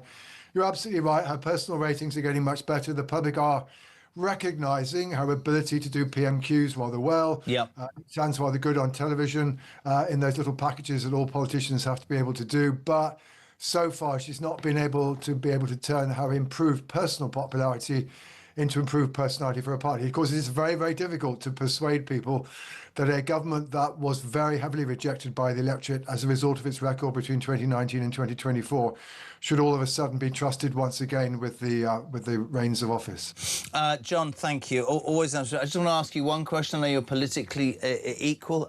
Does Andy Burnham's video, The Taxi, where he asks us all to have hope in our heart, have you got hope in your heart this morning, Sir John Curtis? Well, I think my answer to that is that, Jeremy, that clearly one thing that that Andy Burnham does realise, and he can do to some degree, is indeed to try to emote with people, to try to give them some idea of hope that things might get better. That is certainly something that Keir Starmer was not very good at doing at all. Again, we saw it with the Defence Review presentation yesterday. Yeah. Now, of course, words are easy. It's delivery that in the end that will matter. But certainly on the word front, Andy Burnham is probably going to be more effective than the current Prime Minister. Sir John Curtis, polling expert, thank you very much indeed joining us on Talk Breakfast. After 8, Nigel Evans. I just want to share something with you, the pain that I feel. I asked Christian to bring me a spoon. I have a yoghurt. That's what I get. It's wooden. It's not a spoon. It's pathetic. A spoon is supposed to be metal. How am I going to get my yoghurt in my mouth with that? That is what's wrong with this world. That is why Andy Burnham won't get me a proper spoon, because he doesn't care. He will carry on being who he is. That isn't a spoon. That's a piece of... It's ridiculous. And also, where's Tommy? Because the tea's crap. I'm not moaning. I'm just having a bad... I'm joking. 8 o'clock. We'll see you after the news, which is next on Talk to...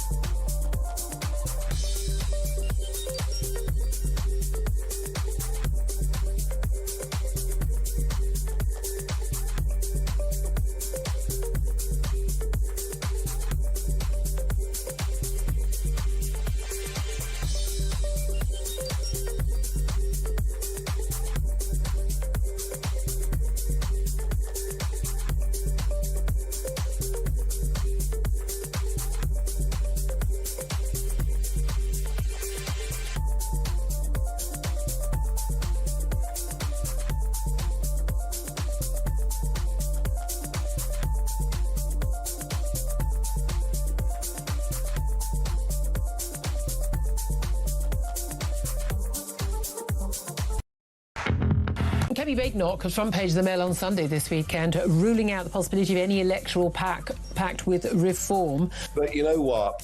It's difficult to do a deal with a party that gave us net zero and wrote it into law. It's difficult to do a deal with a party that promised to do one thing and gave us the Boris wave. So for me, it's about trust. Very difficult to trust them.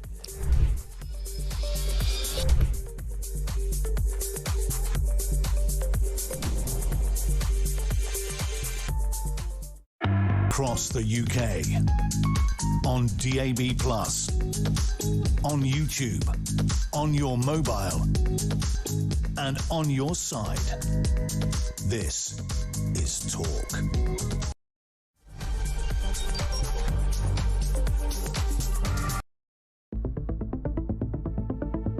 The question my party is asking now is whether I am best placed to lead us into the next general election.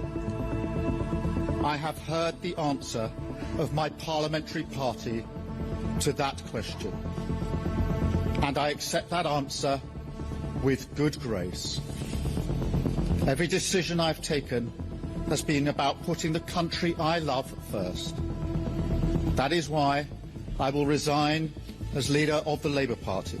Well, you know what? In the end, he did do the right thing, and there were some achievements, and he's an honourable man, and he cared about public service. Guys, that's not what happened just now. In the last half an hour, Keir Starmer resigned, and he resigned because he was pushed. Most of his issues, most of the things which have damned him from, let's face it, within days, within weeks of him becoming Prime Minister back in July 2024, or of his own making. They were things he chose to do, cutting the winter fuel allowance, damning everybody who wanted to have a public inquiry on the grooming gangs as jumping onto the far-right bandwagon, the two-tier policing after the Southport riots. This man brought it on himself. He was not a good Prime Minister. There was two things on that manifesto. One was a picture of Keir Starmer and the word change. Well, promise made and promise delivered in that sense. If he's not, let's be honest. But look, I mean, I don't really want to make light of it, but I am cheesed off, Julia, because what we promised in opposition was competence, and it's been anything but. I'm embarrassed. I'm really, truly, honestly, I am embarrassed, because I did think we would be competent. We've not been. I've no idea whether there'll be a contest or a coronation. But what I do know is the British public have simply had enough of political parties chopping and changing their leaders at will. We vote for somebody in a general election to be our Prime Minister. We expect them to serve their term. And barring ill health or exceptional circumstances, what is going on here, frankly, is reminiscent of a banana republic that has totally devalued the very process of general elections and democracy.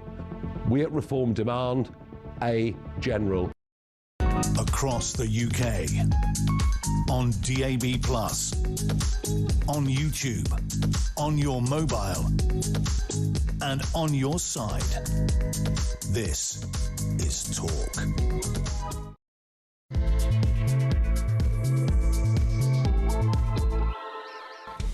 Welcome back or welcome along. This is Talk Breakfast, the home, of course, of common sense, and where your views on the day's news, Alarm Clock Britain, is always welcome. Three ways to contact us.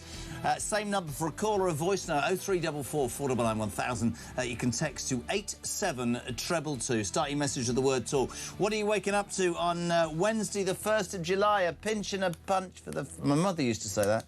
Yeah, pinch and a punch for the first of the month. The indefensible screams the Daily Mail, and quite rightly too. It's on every newspaper. Starmer puts Burnham in $5 billion black hole. Front of the Times. At the front of the Telegraph, Starmer leaves $5 billion defence black hole. Yesterday, Keir Starmer, after months of promising his defence spending review, stood up at some hangar somewhere in Oxford and said, here's the news. It's fantastic. I'm going to... I've listened to the military, who want 28 billion. Just to stay even, and I'm going to give them 15. So from this sort of 15 figure, which he was sort of very self-congratulatory about and talked about defending the nation and leaving a legacy, first thing I have to tell you is the Ministry of Defence will then have to make over £10 billion worth of cuts from a position where we don't seemingly have the ability to defend ourselves. That's the first thing. Then we discover that he said we're going to be spending 300 billion across 4 years, which is less in 4 years than we spend in 11 months on welfare benefit, because he won't know anything about that. And then the big story. It transpires that the 15 billion he's offered, he can only afford 10, which means that when Burnham, who nicked his job, arrives in Downing Street, he's going to have a 5 billion black hole, which means we'll only make that money up, I suspect, by taxing hard-working Brits like us. It's brilliant, isn't it? Legacy? I don't think so. Other stuff in the news today. Millions of you will finish work early to cheer England on against DR Congo. I just met Andy Goldstein, breakfast presenter on Sister Station TalkSport. He's just delivered a chilling... we're having a week, basically. I don't want to be rude. I said, what do you think tonight, Anne? And he went, we're 1-0 down with 10 minutes to go. We equalise and it goes to penalties. And I'm coming out there thinking, oh, but he's probably right, isn't he? Everybody thinks it's going to be an easy game. Tell us where you'll be watching, what time you're leaving work. Have you actually even bothered going to work today? 0344 499 1000. We talked before the news. No real poll bounce from YouGov with the Burnham takeover. We'll also tell you 2 extraordinary stories and talk about them. This is not true. This is not true. This is not made up. Woke civil servants in the Treasury, that's the Treasury, the people that sort out all the money, have axed maths exams for job applicants because it might put them under pressure. Now, call me old-fashioned and boring, but I would have thought that working in the Treasury you should be able to add up. But then, of course, the Chancellor can't, so maybe that's a prerequisite. And also, this needs talking about. White working-class students are excluded from almost all of Oxbridge diversity scholarships. That, according to a report in the Telegraph today. That's what we're living with. And I moaned before the break. I asked for a spoon to hit my yoghurt. I got that. I've had a couple of comments. Apparently, Mark Dolan, who's brilliant on this show on a Friday, Saturday and Sunday, far better than me and far taller. He apparently eats his yoghurt with a Bic pen. Or maybe one of his legs, because he's about 8'7". Jane says, Jez, stick your tongue in the yoghurt pot and stop being a bleeding diva. Right, well, I'll get on with that, and let's say a very good morning. Actually, let's say a very good morning to the ex-Deputy Speaker of the House of Commons, while I get a spoon. Good morning, Nigel Evans, how are you? I'm brilliant, how are you? How'd you eat a yoghurt without a spoon, Nigel? I think the suggestion earlier on, just put your tongue in it, you'll be fine. Fantastic. If you're just tuning in, that's the former Deputy Speaker of the House of Commons, Nigel Evans. Somebody's going to cut that. Just put your tongue in it, you'll be fine. Nigel, before we get serious about defence, I want to play the video that has resonated with so many people, because King at North, Andy Burnham, he did his speech on Tuesday. We haven't been able to talk about it on Monday, whatever day it was. And people were waiting for, you know, how are you going to stop the boats? How are you going to cut welfare and spend more on defence? And how, in the name of God, are you going to cut energy bills, which are up 13% this morning, Ofgem announcing that new price cap? Are you going to drill? Are you going to announce a new national grooming gang inquiry? Nothing. Just this up north thing, the number 10 of the north. Now, I want us to feel good about our lives today, so I want you to watch this little clip wherever you are in England. Turn up the radio, watch this on YouTube, because this, ladies and gentlemen, is your new Prime Minister. Take it away, AB. I left the north again, I travelled south again. Well, there's a bit of a Smiths lyric there for you, but I'm back in London. After the speech, pleased with how number 10 North has gone down. You know, what it'll mean in future is that everybody doesn't have to come down here to have a serious conversation with the government. If you think about it, a North Pole to the South Pole, it'll just make the country feel more balanced. I hope you're excited by it. I'm certainly excited by it. The whole idea is number 10 North is a conduit to get power out into the country, every single part of it, and get growth going everywhere. So yeah, come on everyone, get on board with it, and let's make it happen. Good growth in every postcode, hope in every heart. That's our mission. Is there hope in your heart? Are you singing? Morning, Sean. Morning, Jeremy. Sean from Grimsby. Listening to Andy Burnham, the idiot, telling us that we should have hope in a heart. I mean, he's not a serious politician. He's just like the rest of the Labour politicians. I don't want hope in my heart, mate. I want cheaper energy bills. I want to pay lower taxes. I want decent jobs for my kids when they get older. I want to look after our forces and our ex-soldiers instead of prosecuting them. I want a nice free £250,000 house in Shropshire where I can move in for nothing. That's what I want, mate. What a joke this lot. Great show, mate. All I can say, Sean, is you might hope for that, but you ain't bleeding getting it. Nigel, honestly, you've been around the block. Again, that doesn't sound great. 30 years I know this coronation chicken, see what I did there, has happened quite... it's quite a coup. But that's not what people want, Nigel. They want exactly what Sean just said. Yeah, I call him the Prime Minister anoint because it's become quite clear that nobody in the Labour Party is going to put up against Andy Burnham.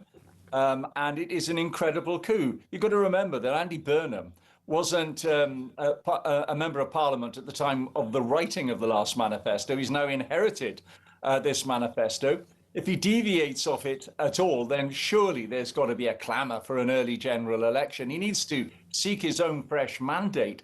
I think it is appalling. I texted Kemi last week and I said, there is every chance that Andy Burnham will become Prime Minister, and in the interval between now and him becoming Prime Minister, he won't be taking any questions from anybody. And Kemi texted back and she said, oh, but he's making a speech on Monday, so let's see. Well, we now know what happened, Jeremy. Yeah. He banned all questions from any journalists. He banned Quentin Letts, the greatest, the sketch writer. You can't ban Quentin. No, the great Quentin Letts. I mean, an absolute superb diarist who writes it as he sees it. And so there is now every chance, because, as you know, the House of Commons will be going into recess just before the anointment becomes absolutely secure. And there's the, whatever it is it the kissing of rings or hands with the king?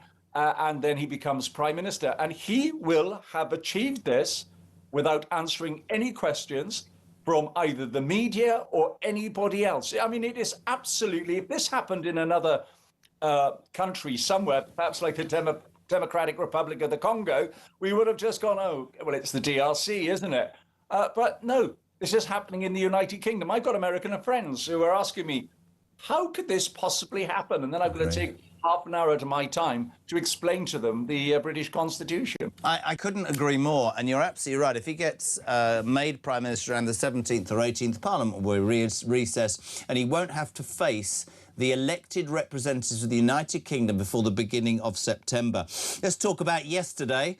I mean, I've spent 2 years digging at Keir Starmer, and quite rightly so. I thought yesterday this defence plan that he announced that cost him John Healey and cost him Al Carnes and has basically cost him his premiership, the final nail in the coffin, just about summed up, Nige, entirely what's wrong with this delusional man. You need 28 billion to move forward. That's what the military asked for. He has delayed and dithered and eventually gives them 15, which isn't enough, not in terms of NATO, not in terms of Trump, not in terms of updating our equipment. It means that the MOD have to make £10 billion worth of cuts, for God's sake, on what we've already not got. And then it transpires the 15 he's offered, he can only afford 10 and he's leaving Burnham a black hole. The first thing I want to say is, oh, the irony. All I heard 2 years ago from Bleating Reeves and Stroppy Starmer was, we can't do anything, there's an 11 billion black hole left by the Tories. Whether that was true or not, I don't know. He's doing exactly the same. What, to sabotage the man that stabbed him in the back? Maybe. But how does that make him look in terms of the country? He hasn't got a legacy. He'll be... I'm sorry, it's appalling, Nigel, appalling that no Labour MP or politician, and Burnham's the same, will face up to the reality. You need to cut the welfare bill or you are not going to be able to defend this country appropriately. No, absolutely. And I heard on your show earlier, Richard Dannett talk exactly in those terms. I mean, it is beyond bonkers that they've maxed out on the credit card, and we've waited many months for Keir Starmer to bring forward this defence plan. He should have delayed it just a few more weeks and allowed Burnham to do it. I mean, it's absolutely pathetic, and we understand now that Burnham was consulted over it. Oh, do we? We were asking that question earlier. Burnham knew. Well, this is what I understand, but what he didn't know was the 5 billion black hole bit. I mean, you've got Labour MPs waking up to find that there are road projects in their constituencies that have now been cancelled in order to help pay for bits of it. It's already 13 billion deficient for what NATO and defence chiefs were asking for. So we already know it's not sufficient to defend the United States. Is he? You know him. I don't. Is he stupid enough to believe that that's going to cement a legacy? His legacy is cemented already. People have had enough. I thought it was an act of desperation. Yeah. He was looking for some sort of legacy, and his legacy is going to be that he is the shortest serving Labour Prime Minister ever. He is the person that has served less in number 10 than anybody else. Never mind 10B Downing Street, which Andy has now invented. The reality is that the reason, you quite rightly say, one of the last nails in the coffin for Starmer was losing Al Cairns and John Healey. And John Healey already condemned this new proposal as just being not sufficient. I'm really surprised, you know, Jeremy, that Dan Jarvis, who I respected when I was a member of Parliament, I sat opposite him for many years, and I thought that he was a decent guy. We all know his military credentials are superb, and yet he stepped in after John Healey resigned, and he is prepared to do the job with a knowledge that the amount of money is way less than is actually necessary. It's £13 billion shy of what they really need. I tell you what I completely agree. I think what's very interesting. Chris just made the point as well. Nothing from Healey. Nobody seems to want to stand up against Burnham. I'd heard 2 weeks ago that Healey has the numbers. Any chance in your mind that anybody stands up against Burnham now or not? No, I don't think so. 81 signatures is massive. We all remember Wes Streeting saying that he had it. And then all of a sudden he announces his backing for Burnham. That Westminster Hall scene where Andy Burnham's taking a selfie with about 10,000 Labour MPs, you remember the scene, don't you? Well, that was all about cementing his position as the unrivaled leader. That's why I call him the Prime Minister Anoint. We're anointing a Prime Minister. I've never seen scenes. I've been a... Well, the fact, I tell you what I call him, because he hasn't actually talked about the things that people matter about, as I've said, drilling, net zero, stopping the boats, dealing with defence issues, calling a national rape gang inquiry, lowering taxation. All he's talked about is the creation of the North. I call him Coronation Chicken. Well, I'll tell you what, you could call it Alarm Clock Britain Manifesto, right? What you have just enunciated is what most of your listeners and viewers will be just nodding their heads at everything you've said. There's a couple of things I'd add on. You can sack Rachel Reeves, who's on the box at the moment. Sack her, definitely. No wonder they've scrapped numeracy tests. No wonder that's probably the... This is a story. You get rid of Hermer and his Chagos deal. You make absolutely certain that Angela Rayner and Louise Haigh do not come into the cabinet. Oh, they're coming in. They're coming in, and Miliband will probably be the Chancellor of the Exchequer, for goodness sake. And that is why, when I saw Andy Burnham, you know, I'm a patriot, so I'm always prepared to give people a chance. And I've listened to the Tory party talk about serious politicians, and increasingly, and I'll be very honest, you know, I criticise Kemi Badenoch for taking a year to say anything, but it now becomes quite apparent that she took a very long year and actually worked out the cost, the reality and the detail of so much stuff. And I think that's coming home to register with many, many people. I think... watching Starmer and Reeves self-congratulate each other yesterday, I think they have been the worst Prime Minister and Chancellor ever. I think they should be long gone. But I don't feel that Burnham, even with that political credit, even with 400 MPs basically bowing down saying, Andy, Andy, you're our saviour, I want my leader to go, do you know what? Governing's about making difficult decisions that aren't popular, but it's about making decisions that are for the good of the country. And whether you lot like it or not, we need to lop a sizable amounts off the welfare benefit, except there are people gaming the system and spending on the things that matter, like defence. It's simple. Yeah, absolutely. And I know there's a fear amongst the sisters in the House of Commons that there'll be more Milibands in senior positions in the cabinet than women. But you can park all that to one side. He has got to show that he is his own person, that he's been anointed by all these people in something that they've never seen in the politics as long as I've been involved in it.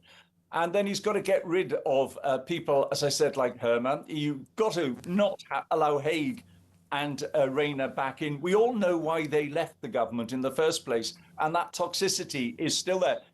He's really got to show that he is going to be independent and fearless of the people that are going to be around him. But he's not going to be, and we know. I mean, I gave him 24 hours, and all he does is play a video about... I mean, just very quickly, number 10 of the North. I understand about moving things out, but putting a hub in Manchester isn't going to level up this country. Create investment north of Watford Gap. Do what you should always have done. By all means, travel there. But I don't know, it's just, to me, it sounds like window dressing, Nige. That's all it sounds like. I understand that the Avanti train drivers are now considering going on strike, so how he's going to get up to 10B Downing Street, I'll never know. By giving them a 100% pay rise, probably. Let's forget the veneer. What we want to see is action.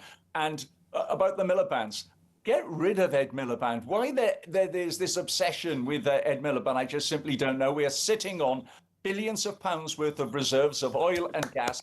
Drill, baby, drill. Provide all those jobs in Aberdeen. We've had the Aberdeen South by-election. We know what the people think in that part of the world. I mean, no, Donald Trump's got it absolutely right. He said, Keir Starmer, nice guy, but I gave him some advice, immigration and oil and gas in the North Sea. He ignored both of them. I wish him well in the future. Well, we do wish him well in the future, but I wish the British people better rather than our outgoing Prime Minister, because he's left us in the mess, I almost swore that, in the mess that we currently are. Nigel, we love having you on this station, mate. You're a legend. How's the book? How's the England tonight? Yeah. Good luck. What's the score prediction? Well, I'm afraid what you said earlier on is probably right on penalties. Are you going to be having a drink or three? Well, I'm going to Henley today, so I'm going to be watching it up there on my mobile phone, but I will be praying that there's a great England victory. It should be 2-0, shouldn't it? It should. Oh, of course, but then we'll lose to France anyway. Nice, thank you very much indeed. Top man, 8:20, Wednesday, the 1st of July. We're live across the United Kingdom. Let's go quickly to Victoria Gardens outside the House of Westminster. Chris Philps, Shadow Home Secretary. Chris, good morning, my friend. How are you? Good morning. I'm very well, thank you. I will start as we should start. You'll be watching the game tonight. A score prediction, please, and will you be having a drink or three? I definitely will be watching the game this evening. I might have a cheeky beer or two while I'm watching it. I think England are going to win. I'm going to go for 3-1. But I've got to be honest, if we do win, I'm more worried about the game against Mexico that follows. No, we can't get ahead of ourselves. It's a bit like the drilling in the background. No, Chris, a very good morning, my friend, and always delighted to have the Conservative Party on the show. Every paper screaming the obvious story, the indefensible actions yesterday. 28 billion is what the MOD needed.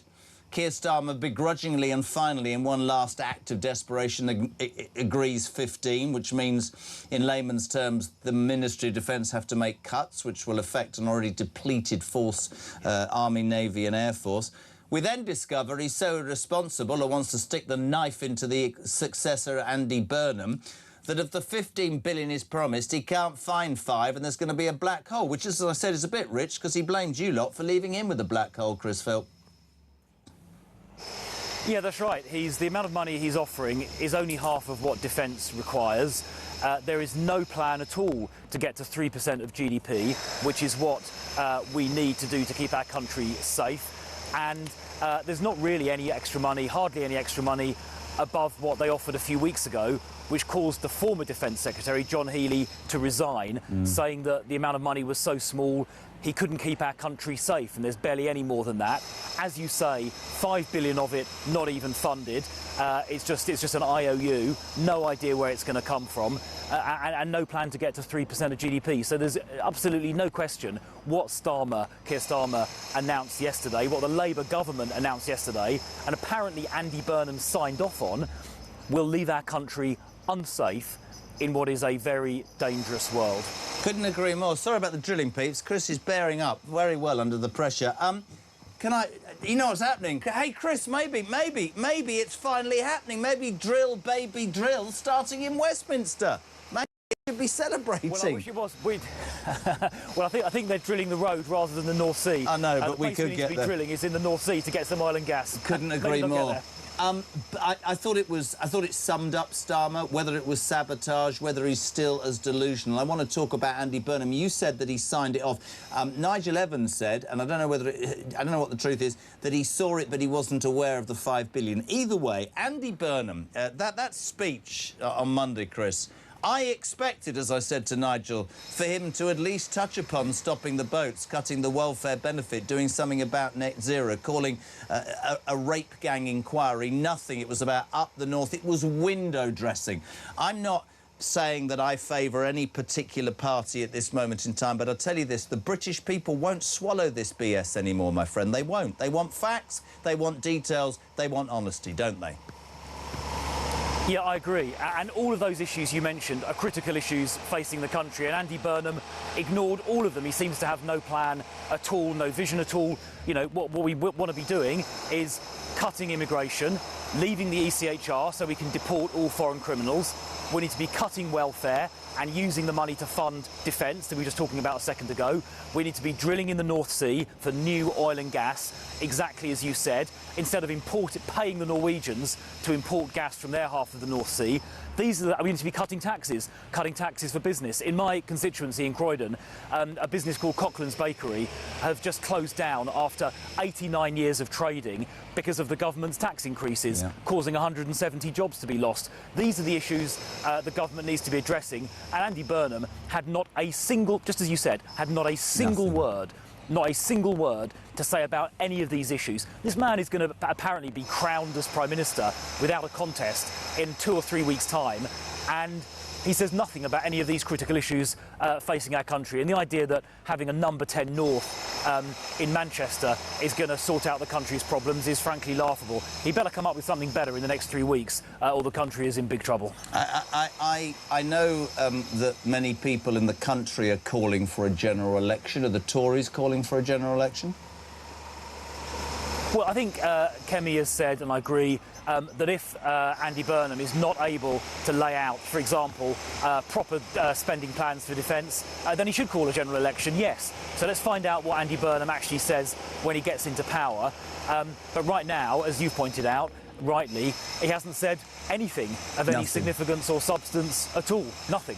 And before the drilling drives you completely mad, just a reaction to this astonishing, again, incompetence. Home Secretary Shabana Mahmood has said asylum seekers should not be housed in modern luxury developments. It comes after 83 migrants, reported to The Sun yesterday, were set to move into 21 houses worth 250 grand each in Stoke Heath in Shropshire. That's still going ahead. That sort of message to alarm clock Britain, Chris Philp, is utterly, utterly disgusting. Genuinely, when I read that story yesterday, I don't know what people are thinking. It's appalling. Appalling. Yeah. It is disgusting because these people are illegal immigrants. They've entered our country illegally. And Shabana Mahmood, I mean, she's the one paying for all of this. She's the one organising all of this accommodation and putting them in brand new homes when young people living in that area, working hard, can't even dream of living in houses like that. It's absolutely disgusting when they're given to illegal immigrants. Frankly, the solution to this is to make sure illegal immigrants are deported within a week of arrival with no asylum claim, no modern slavery claim, no human rights claim, no lawyers, no legal aid, no court hearing, just deport them.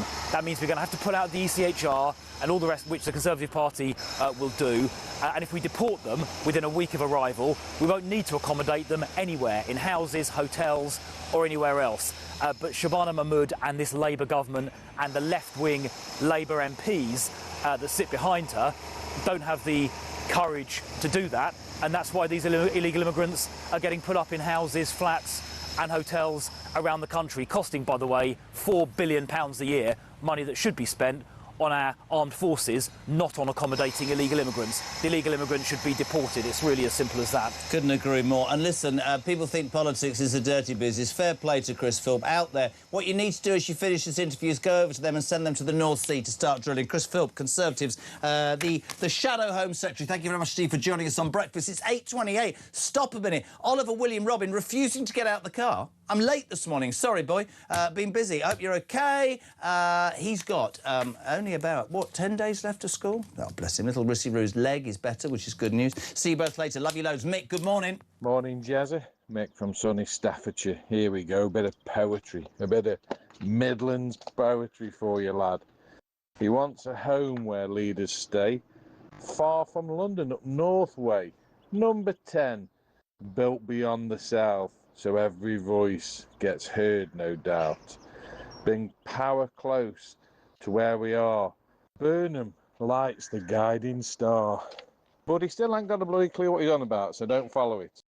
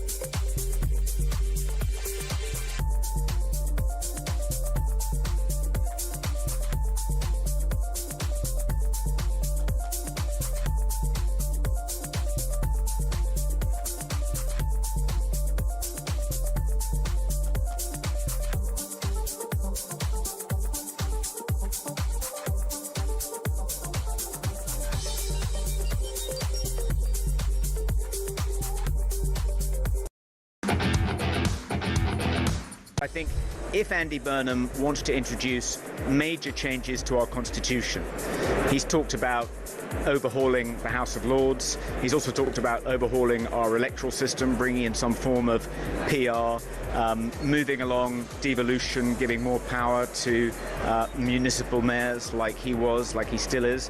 I think if he wants to do any of those things, he needs a mandate from the public to do them. To try and do them without calling an election, I think would be a constitutional outrage.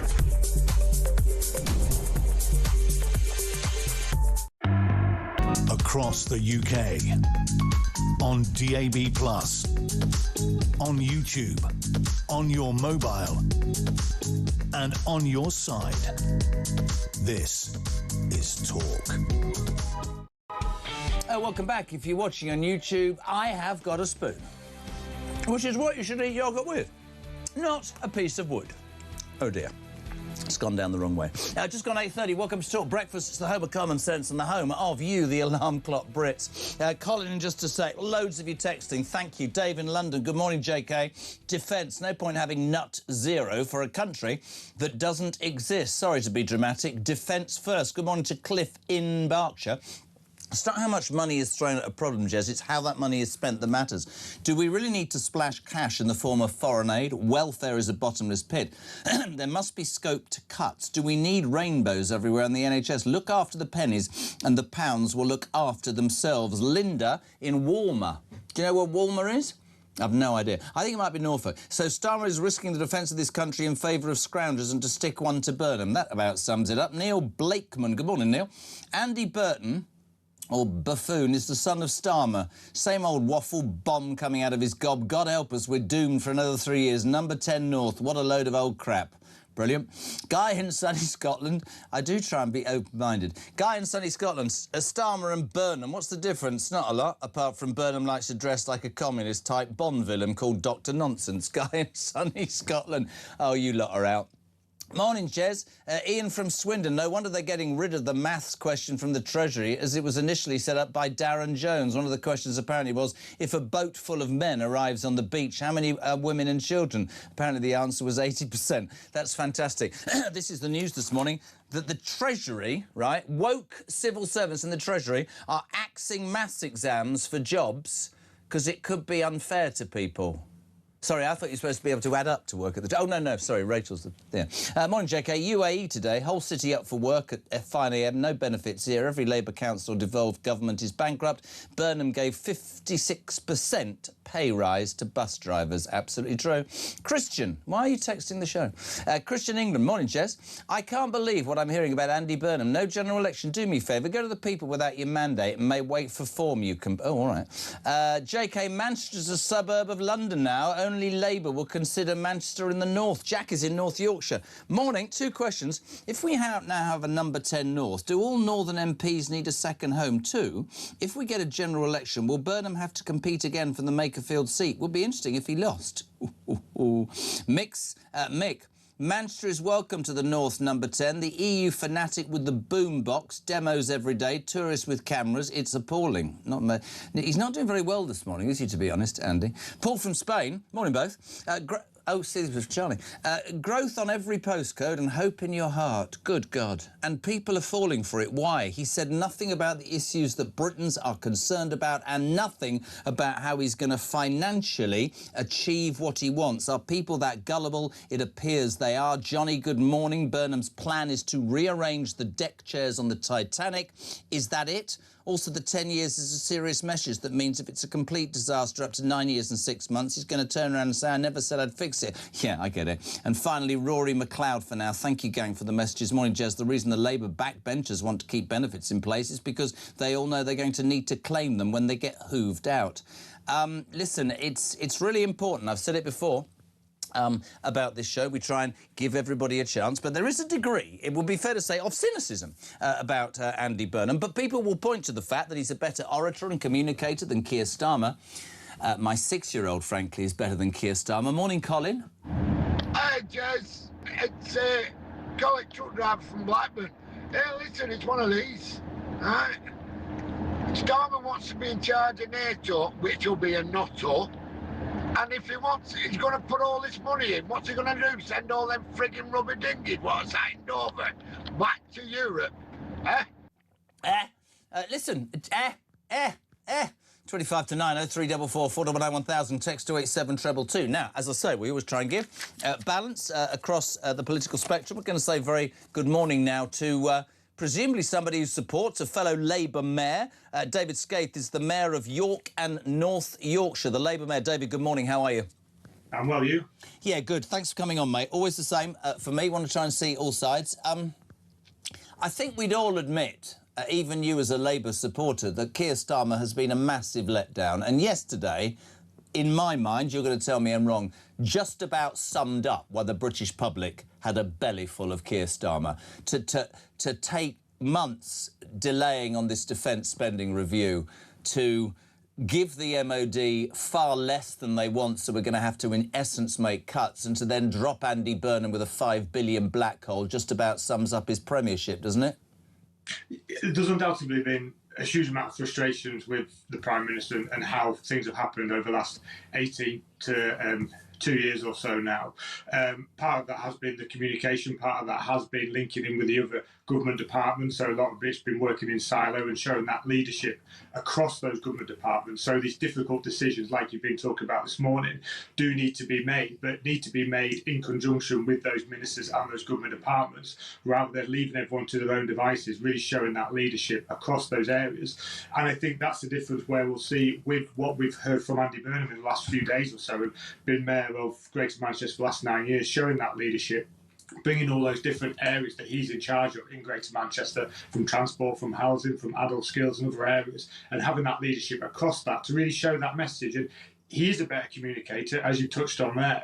And I think that is part of it. And I know people feel that it's fluffy and it doesn't make any difference, but it really does. Is how you tell the story of the direction of travel. It does, and I absolutely, really, and that's why I acknowledged it. But I will also, because I'm straight with you, right? I've always been straight with everybody. The point of this show and democracy is we will disagree. I absolutely get that it's probably the most blindingly successful coup in British political history. I also accept that the guy has something that Starmer doesn't. But I put this to you, David Skaith.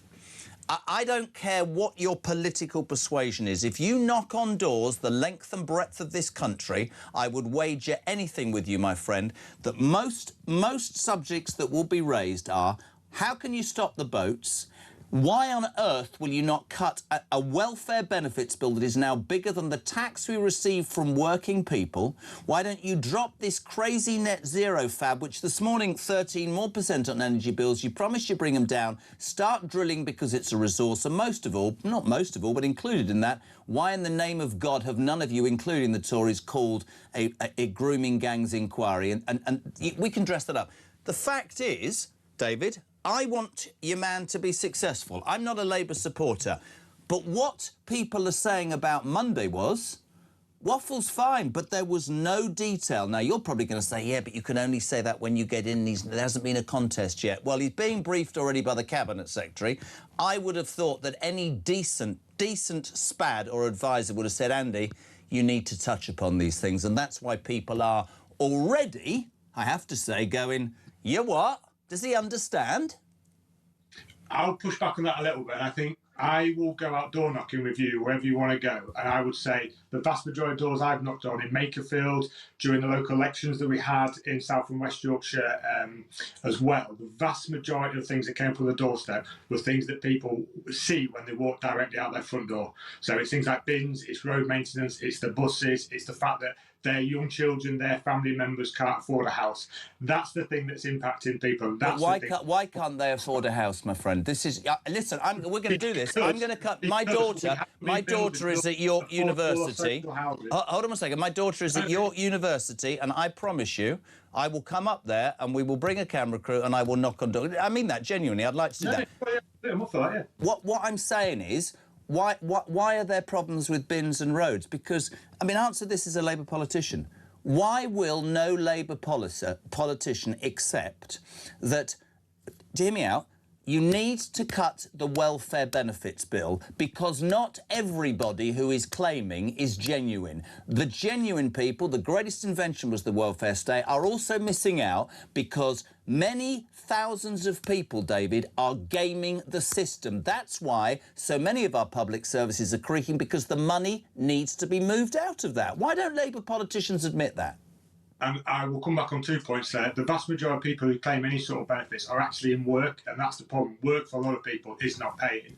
Secondly, the reason why people can't afford a home is because we sold off so many of our council homes back under Thatcher in the late 70s and never rebuilt those homes. We've got 1.5 million homes short of where we should be because we sold them off, or we didn't. Well, what about the 83 homes in Shropshire yesterday that were given to illegal migrants? Why weren't they given to people who have been waiting for homes? And what we need to do now is build those affordable and social homes because we haven't been building them. But to your point, on your question about road maintenance and bins and all this sort of stuff, local authorities have been absolutely cut to ribbons over the last 15 years of Conservative government. So you touched on York there. York Council is just about the worst funded local authority in the entire country, and that's been through Conservative austerity for years. So the Tories basically took all their problems, handed them to local authorities and said, you go deal with it, and we're not going to give you any money to go and deal with it. Is that why councils like Birmingham are completely in the mess then? It's the Tories' fault? Yeah.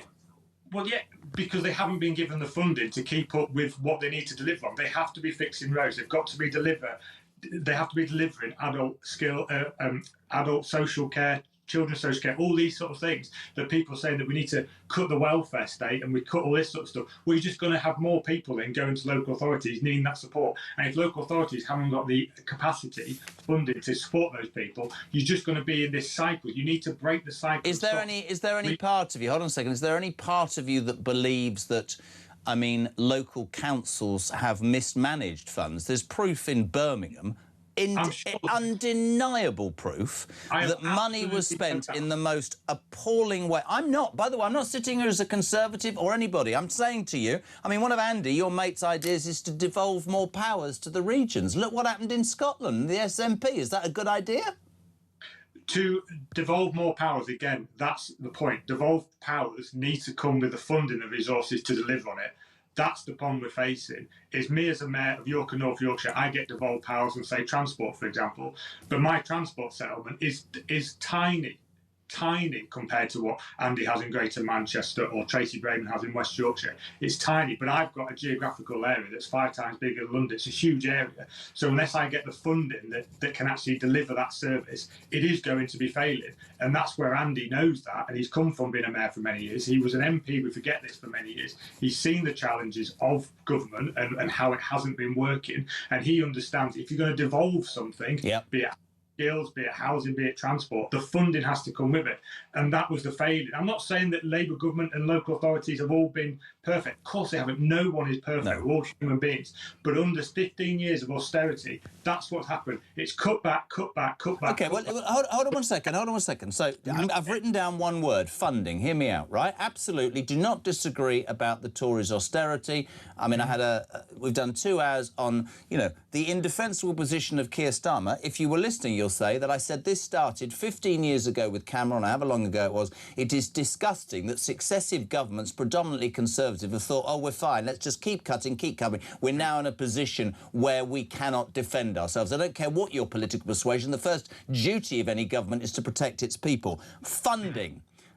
Listen, the thing that always gets me about the Labour Party, and I'll be straight, because it's great to have you on, is when I was growing up, what the Labour Party did was they promised everybody more funding, but the books never balanced, so they either they either printed the money and inflation went up, 76, or they borrowed money and went to the IMF.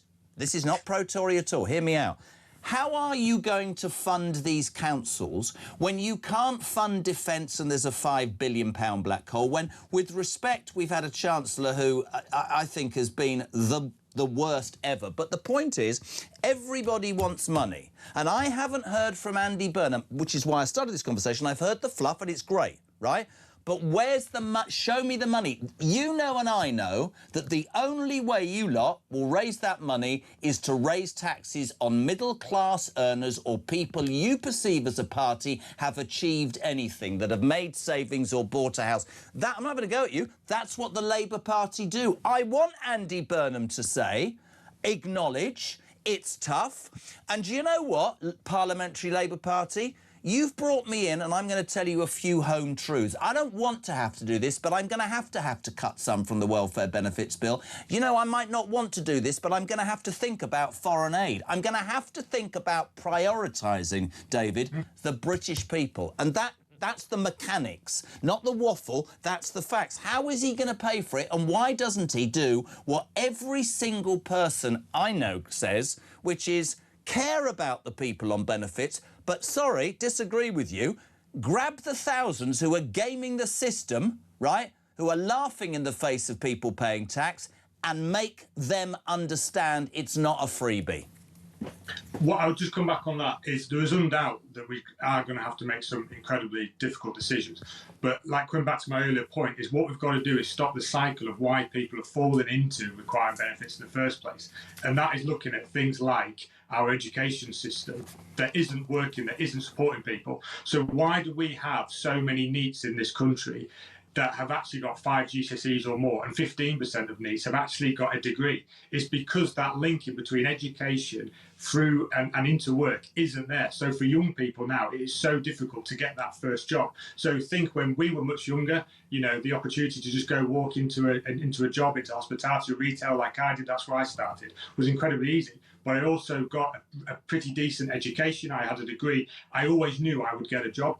But that link from that isn't there anymore because our education system is so dated and it isn't lining up to what people need. I don't think you and I should talk about education because the ideology of Bridget Phillipson and me, I can't have that conversation. I do agree. I do agree, and you might find this outrageous. My kid's 16. He's leaving school. He's got a job as a trainee greenkeeper straight away. I do believe that kids should be able to do that and build up. I get that. I just personally have a view that you won't share, which is, unfortunately, we've got to a point post-Blair where there's too many colleges and too many courses, and and I'm not into elitism, but actually, at the end of the day, it seems that many people can get a qualification or a degree, and it doesn't rate for much, and they end up with a big debt. But look, I want to ask you why Andy Burnham didn't discuss welfare.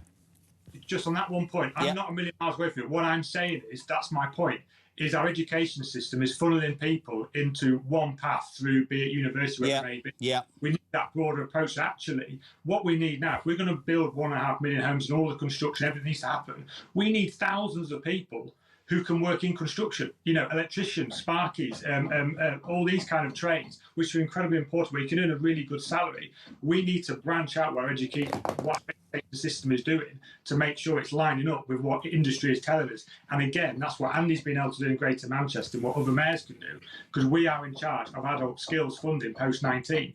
What we're asking government is to be in charge of that post-16 so we can support people at a younger age. So not everyone feels like they have to go to university. They can go get a trade. They can go get I do not in any way disagree with that. Now, I'm going to make a deal with you. If we're going to go. I'm going to go to York. I'm going to knock on doors. Do you I mean that? My daughter's at university, and I do genuinely mean this. I appreciate you coming on. There is cynicism, but we're all prepared to give Andy Burnham a chance because we're so hacked off. But I've got to ask you a question, and you're savvy. You said something in the midst there. Are you a Labour man who thinks that Andy Burnham and the next Labour government should look at cutting the welfare bill? I think everything is on the table, but what we need to look at is actually how structures are working. Clearly, welfare and the system isn't working, so it's not supporting people to get into work and have that career. I don't know many people, I can't imagine many people who don't want to work, who don't want to have that career. They want their opportunity to go.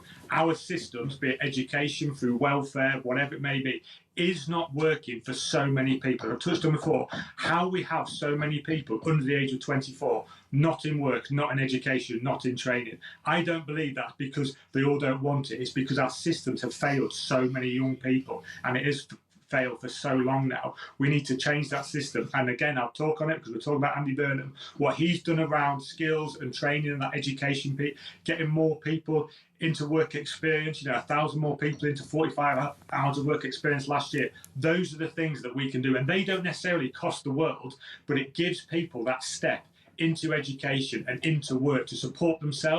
I do firmly believe that most people do want to support themselves and want to rely on themselves, but we've got to create the environment when they can. I think there's a middle ground, right? Which is, I like the fact that you think that. I think there's hear me out, a degree of naivety, because I think there's a lot of people that game the system nowadays, not just all sorts of people. But I will come to York. I genuinely, the final, and genuinely, David, come on again, brilliant. And I mean, it's what it's about, isn't it? You don't damn well agree with everybody. It's what debate is about, and fair play. Final question. I want you to think hard about this. How much are you going to miss Keir Starmer? All jokes aside, and I know a lot of your calls be phoning saying that they hate him and all the rest of it and all that. Genuinely, I believe he's a genuinely good man who's in it for the right reason. Out of his depth, though, right? I think what's happened is the communication externally and internally hasn't been there. The structures there to actually run the government have probably not been firm enough from the very start. And I think too much time is being left to each ministerial department and to almost work in silos. I think that's been fundamentally the problem. I've had lots of conversations with Keir. I genuinely think he's a decent bloke. I honestly, truly do believe that. I'm not saying this as a Labour. I've only been in a position for, honestly, for 2 years. I came into politics a couple of years ago because I was fed up with politicians and how the system and the structures weren't working. So I do genuinely believe that. But I think we're now in a different fight. And for me, I know a lot of your callers and listeners will be on the show, will be reform and supporters and much more on the right politics than I am. But I do fear that. I fear very divisive, angry politics. I think it's bad for the country. I think it's bad for people. And I think where we're heading now is it needs a different way of being able to deal with that problem. Listen, can I just say this? You most definitely will always be welcome to come on because it is a debate. I will come to you. I just want to say one thing. I'm not trying to cut you off. When I hear Labour politicians talk about the divisive right, I would love them to acknowledge that there is divisive left as well. That's all I'm saying. I think there's far right and far left. And whatever your political persuasion, I think we all have to acknowledge this country is in a bad state, you know?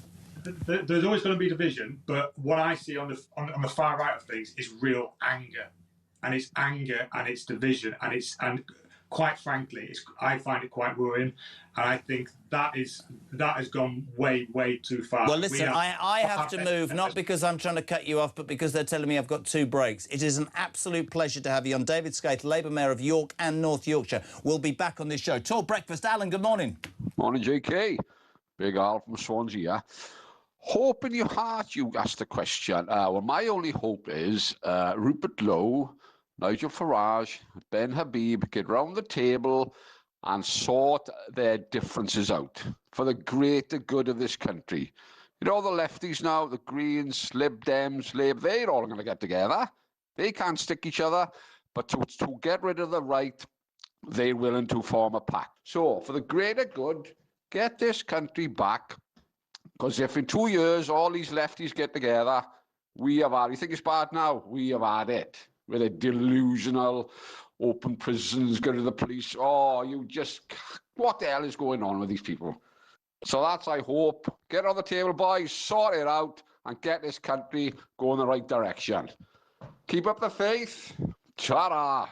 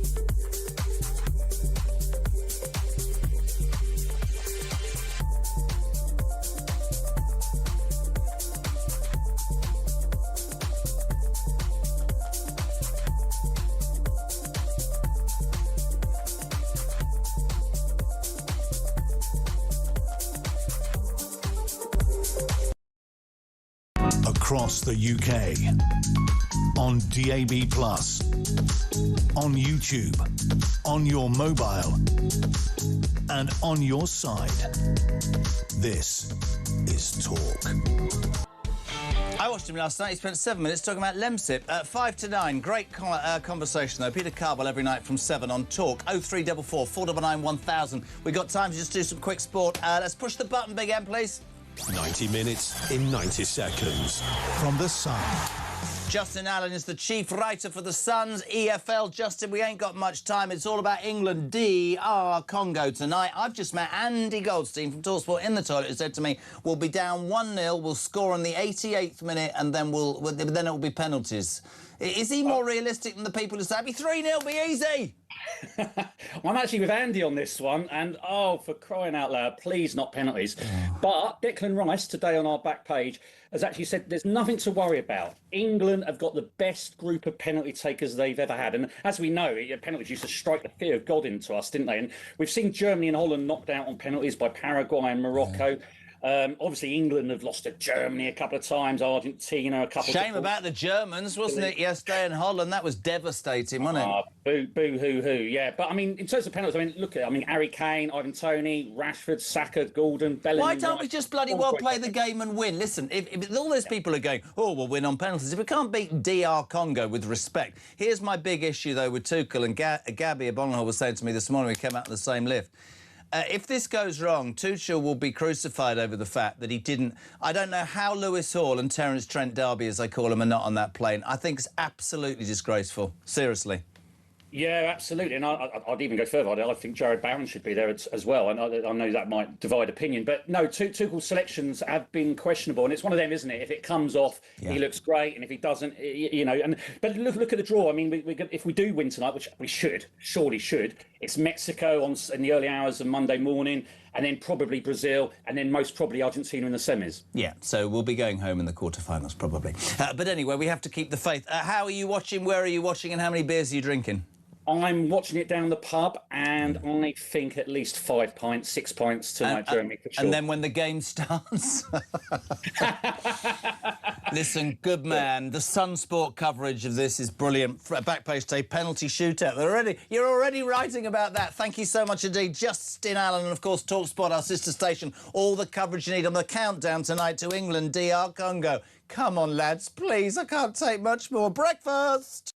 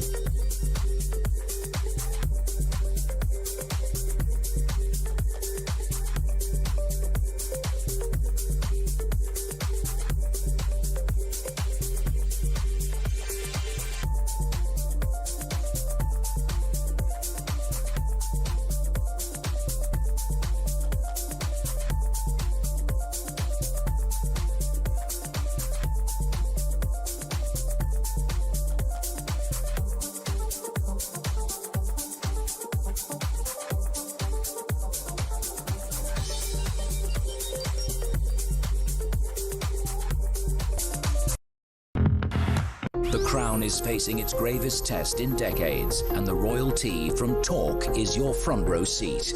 With royal reputations under pressure and probing questions about public trust, we unpack every twist and revelation with the biggest names in the business. From the throne room at Buckingham Palace to a mansion in Montecito, we follow every royal ripple. Never miss a moment of The Crown in Crisis. Subscribe to The Royal Tea from Talk on the app or wherever you get your podcasts.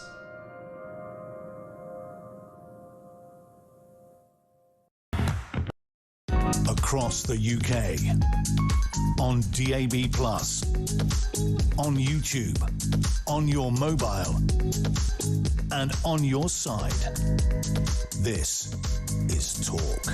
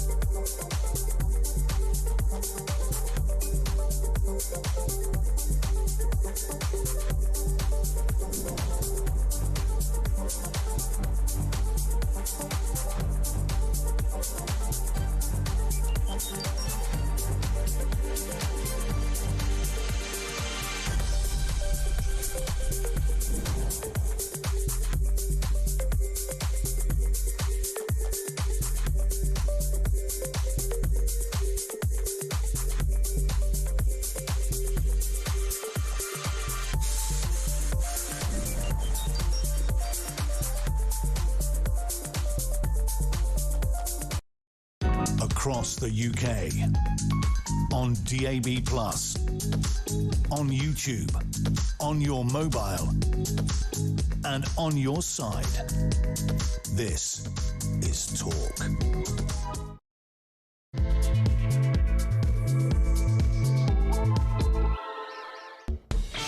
Welcome back or welcome along. I wish there was a camera and a microphone taking part during the breaks.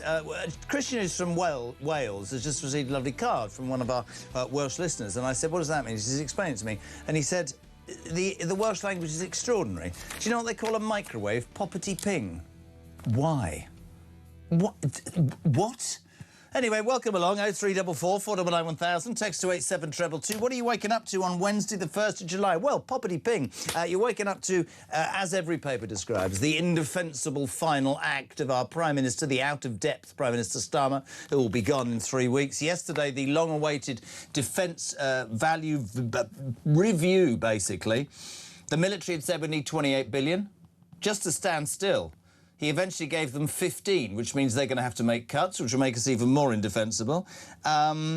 the worst part of all is we then discover the 15 he's offered, he can only afford 10, which gives Andy Burnham, the anointed one, or coronation chicken, as I now call him, a £5 billion black hole when he takes the job in 3 weeks, which is in itself quite ironic, isn't it? Because, of course, when Starmer came to power, all he did, along with Reeves, was bitch about how the Tories had left a black hole. So was that, in fact, sabotage, or is he still delusional? But let's talk about Andy Burnham, because Andy Burnham, as I said, for this whole week, seems to have come from nowhere and is going to be the Prime Minister. We had that speech on Monday where we wanted him to talk about welfare cuts, North Sea oil drilling, stopping the boats, having a national rape gang inquiry, and all we got was the number 10 up north. This guy is... he's good. He's a good communicator. I absolutely accept that. But we need more than that at this moment in history. Yesterday, he was in a taxi from London's airport or train station, I guess, to the House of Commons. This is what he posted on Instagram. This is going to be our next Prime Minister, ladies and gentlemen. I left the north again, I travelled south again. Well, there's a bit of a Smiths lyric there for you, but I'm back in London. After the speech, pleased with how number 10 North has gone down.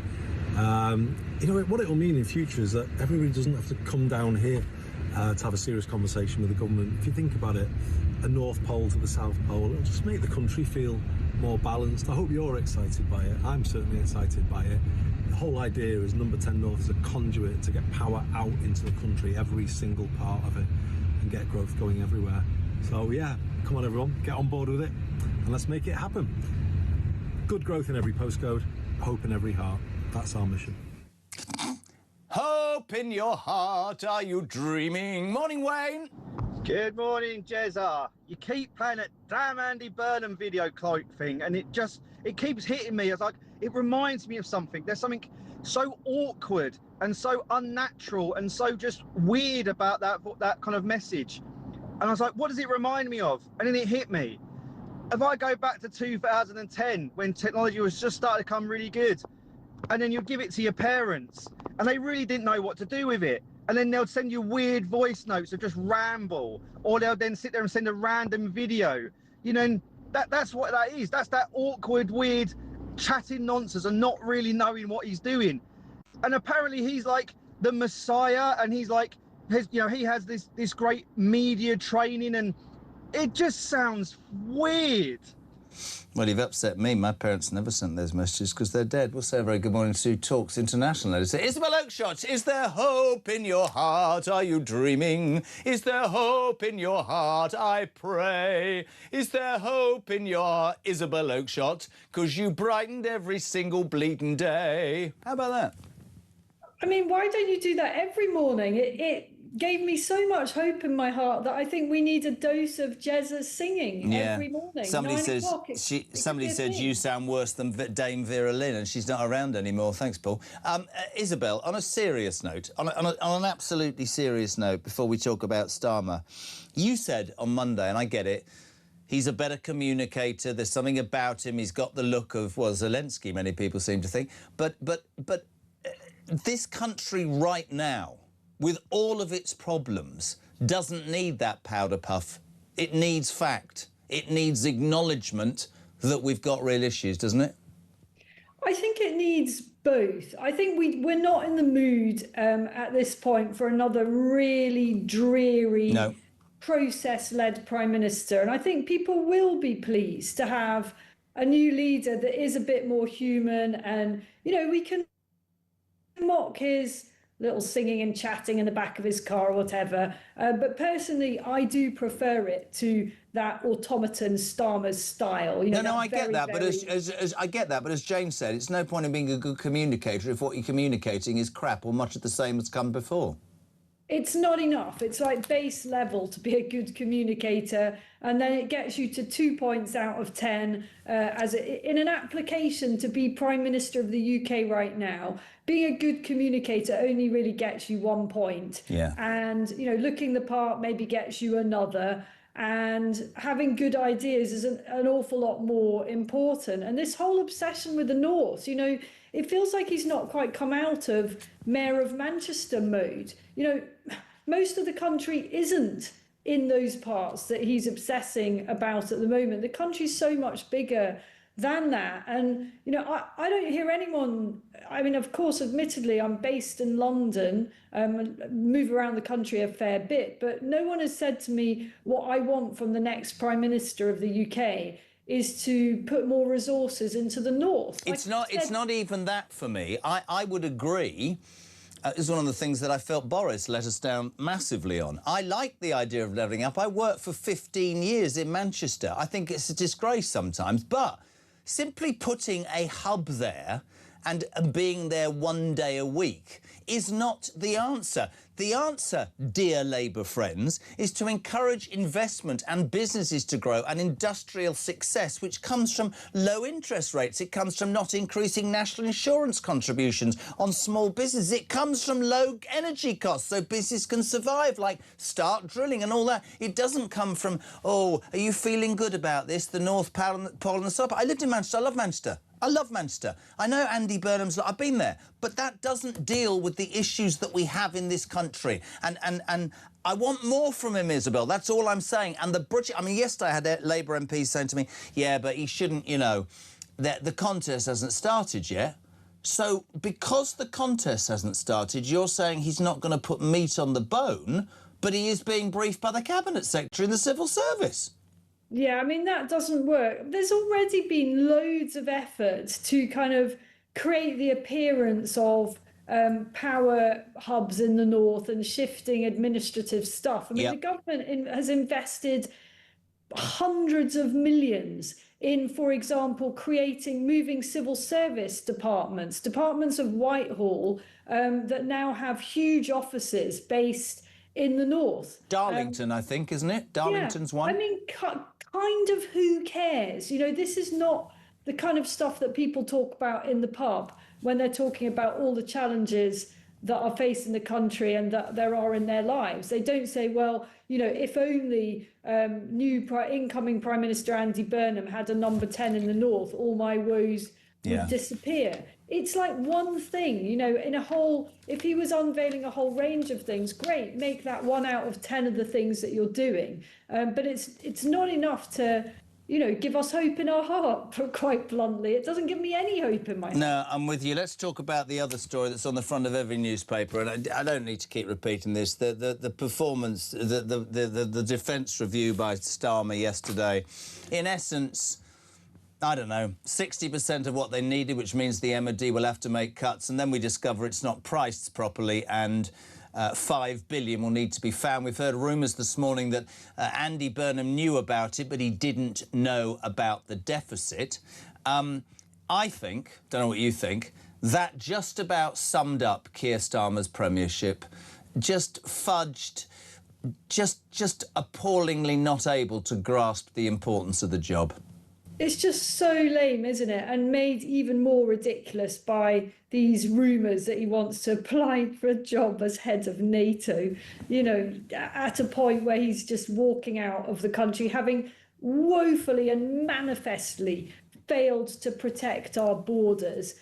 We can't even operate successfully in the Channel. No. We can't stop the ongoing invasion of small boats. And he's not funded defence adequately. I mean, the thing about defence is there's so much inbuilt inflation. I can't remember the precise figures, but when I was studying this, because I wrote a book on the state of the British Armed Forces, you know, I think defence inflation runs at about 11%. It runs way higher than standard rates of inflation, just because of the way these procurement projects are. So you have to add an awful lot more money to actually be getting anything additional for your investment. You end up having to plough an awful lot in just to stand still in defence, and he's just not done it. No, and I think, you know, the man, I mean, this sort of belief that he still thinks he can create a legacy, I think he just needs to disappear.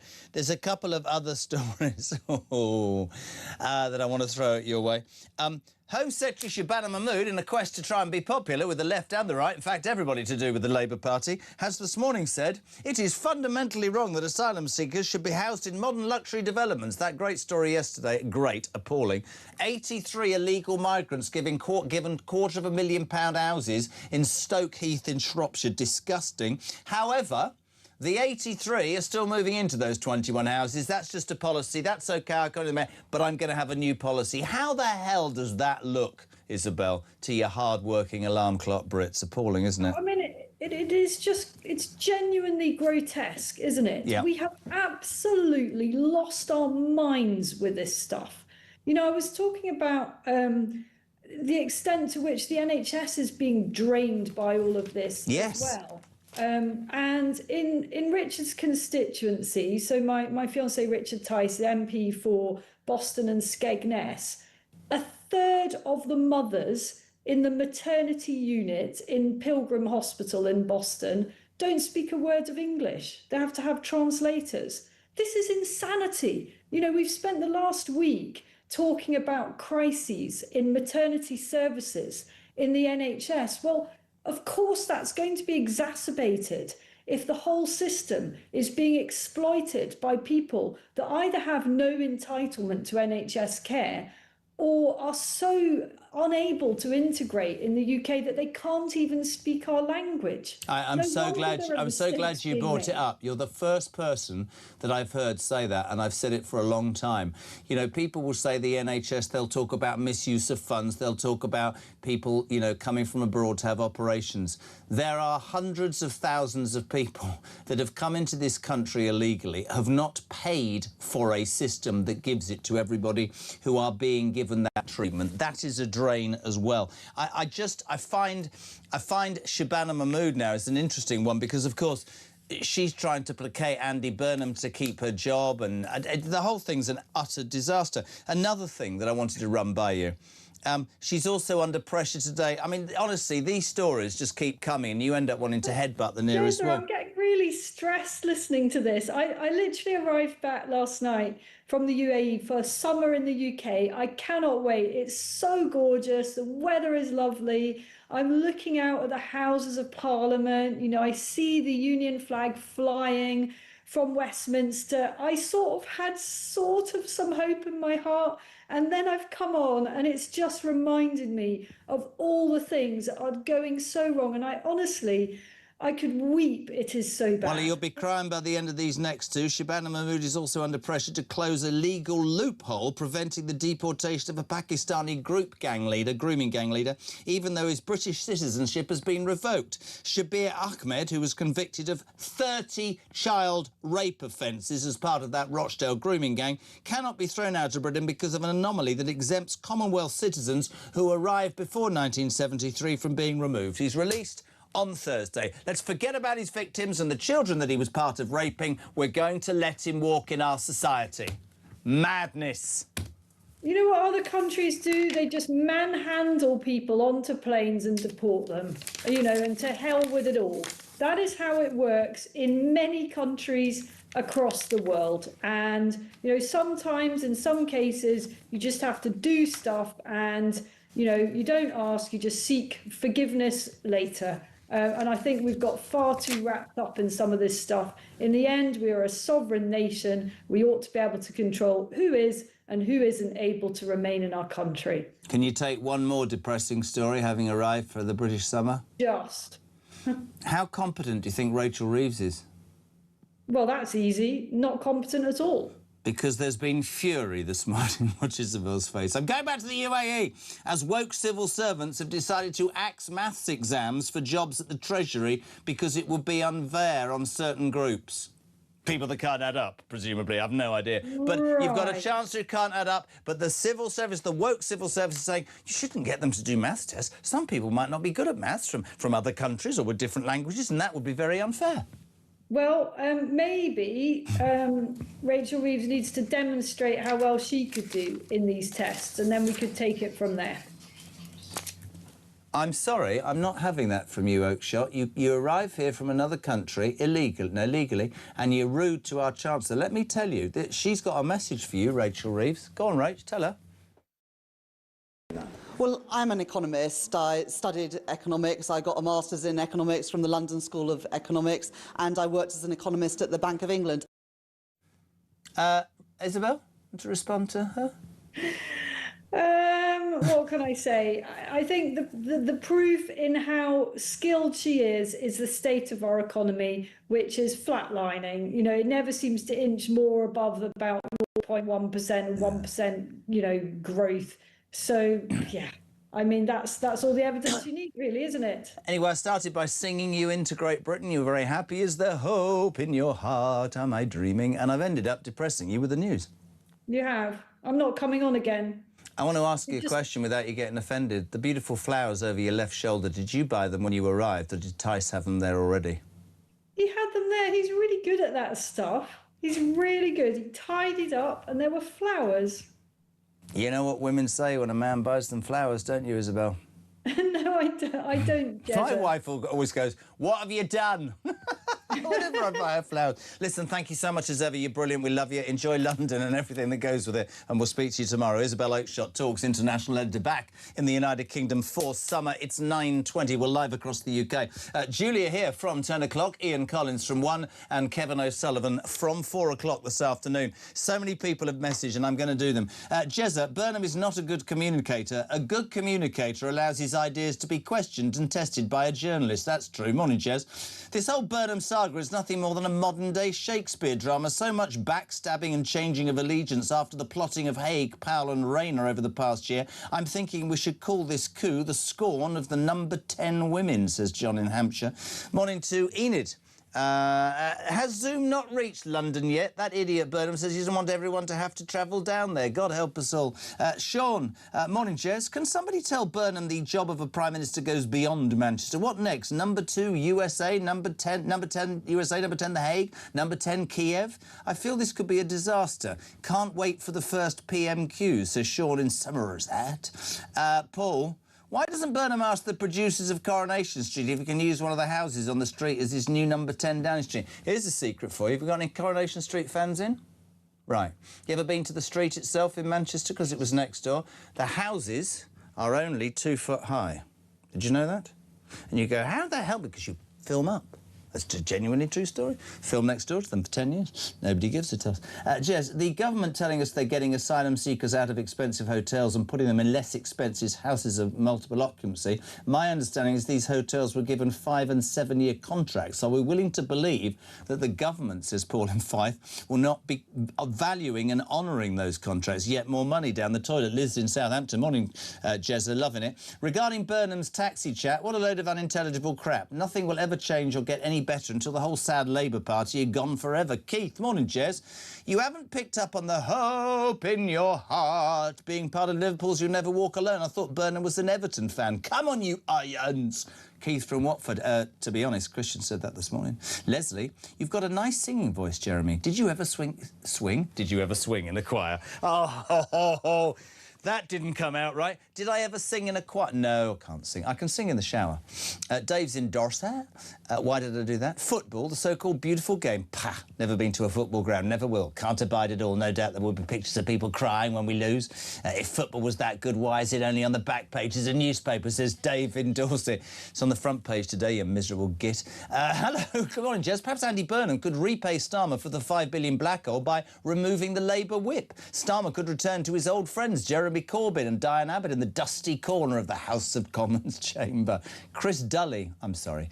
I'm joking. Starmer is doing what many people have done before him. He's using his powerful position to get his own back on Burnham. It is petty, spiteful and exactly what we expect from useless individuals. Dan's in Hartlepool. We need to start calling Andy Burnham Andy Burden because let's face it, that's what it's going to be. Couple more. Rich, or Betty, I should say. Morning, Betty. Burnham is only an MP, no security clearance, not an elected Prime Minister, not due in for a week. Apparently he was briefed on the defence plan before it went public. How does that work? And Brian, a voter in BCP. What's BCP? I don't know. Good morning, Jeremy. Spend more on defence than employ the unemployed in the defence industry and kill two birds with one stone. That's a very good idea. Finally, Cliff's in Berkshire. Morning, boy. IDS is correct. Many people on welfare most likely could and should work. Question, are the jobs there, though? I think they are. People need to look. 0344 499 1000. Belinda, good morning. Morning, Jeremy. Just talking about education to that Labour MP, I'd just like to say something. My niece is 37 years old. When she left school, she didn't go to university. She went straight to working for a fashion retail store part-time. She then worked for a travel agency full-time and then became manager. She then went from being a manager to a regional manager. She then went to work for a huge charity, being a regional manager for 3 different counties. She's now owning her own 5-bedroomed house. She has no debts and she's working in a huge security company, and she's doing really, really well. And a lot of her friends all have massive debts of over £50,000 to £60,000. I'm so proud of her that she just got on with it, got a job and started earning. I mean, going to university doesn't mean anything these days if you can do a degree on how Madonna dances or how, I don't know, how to put makeup on a frog. It's just ridiculous. Great show.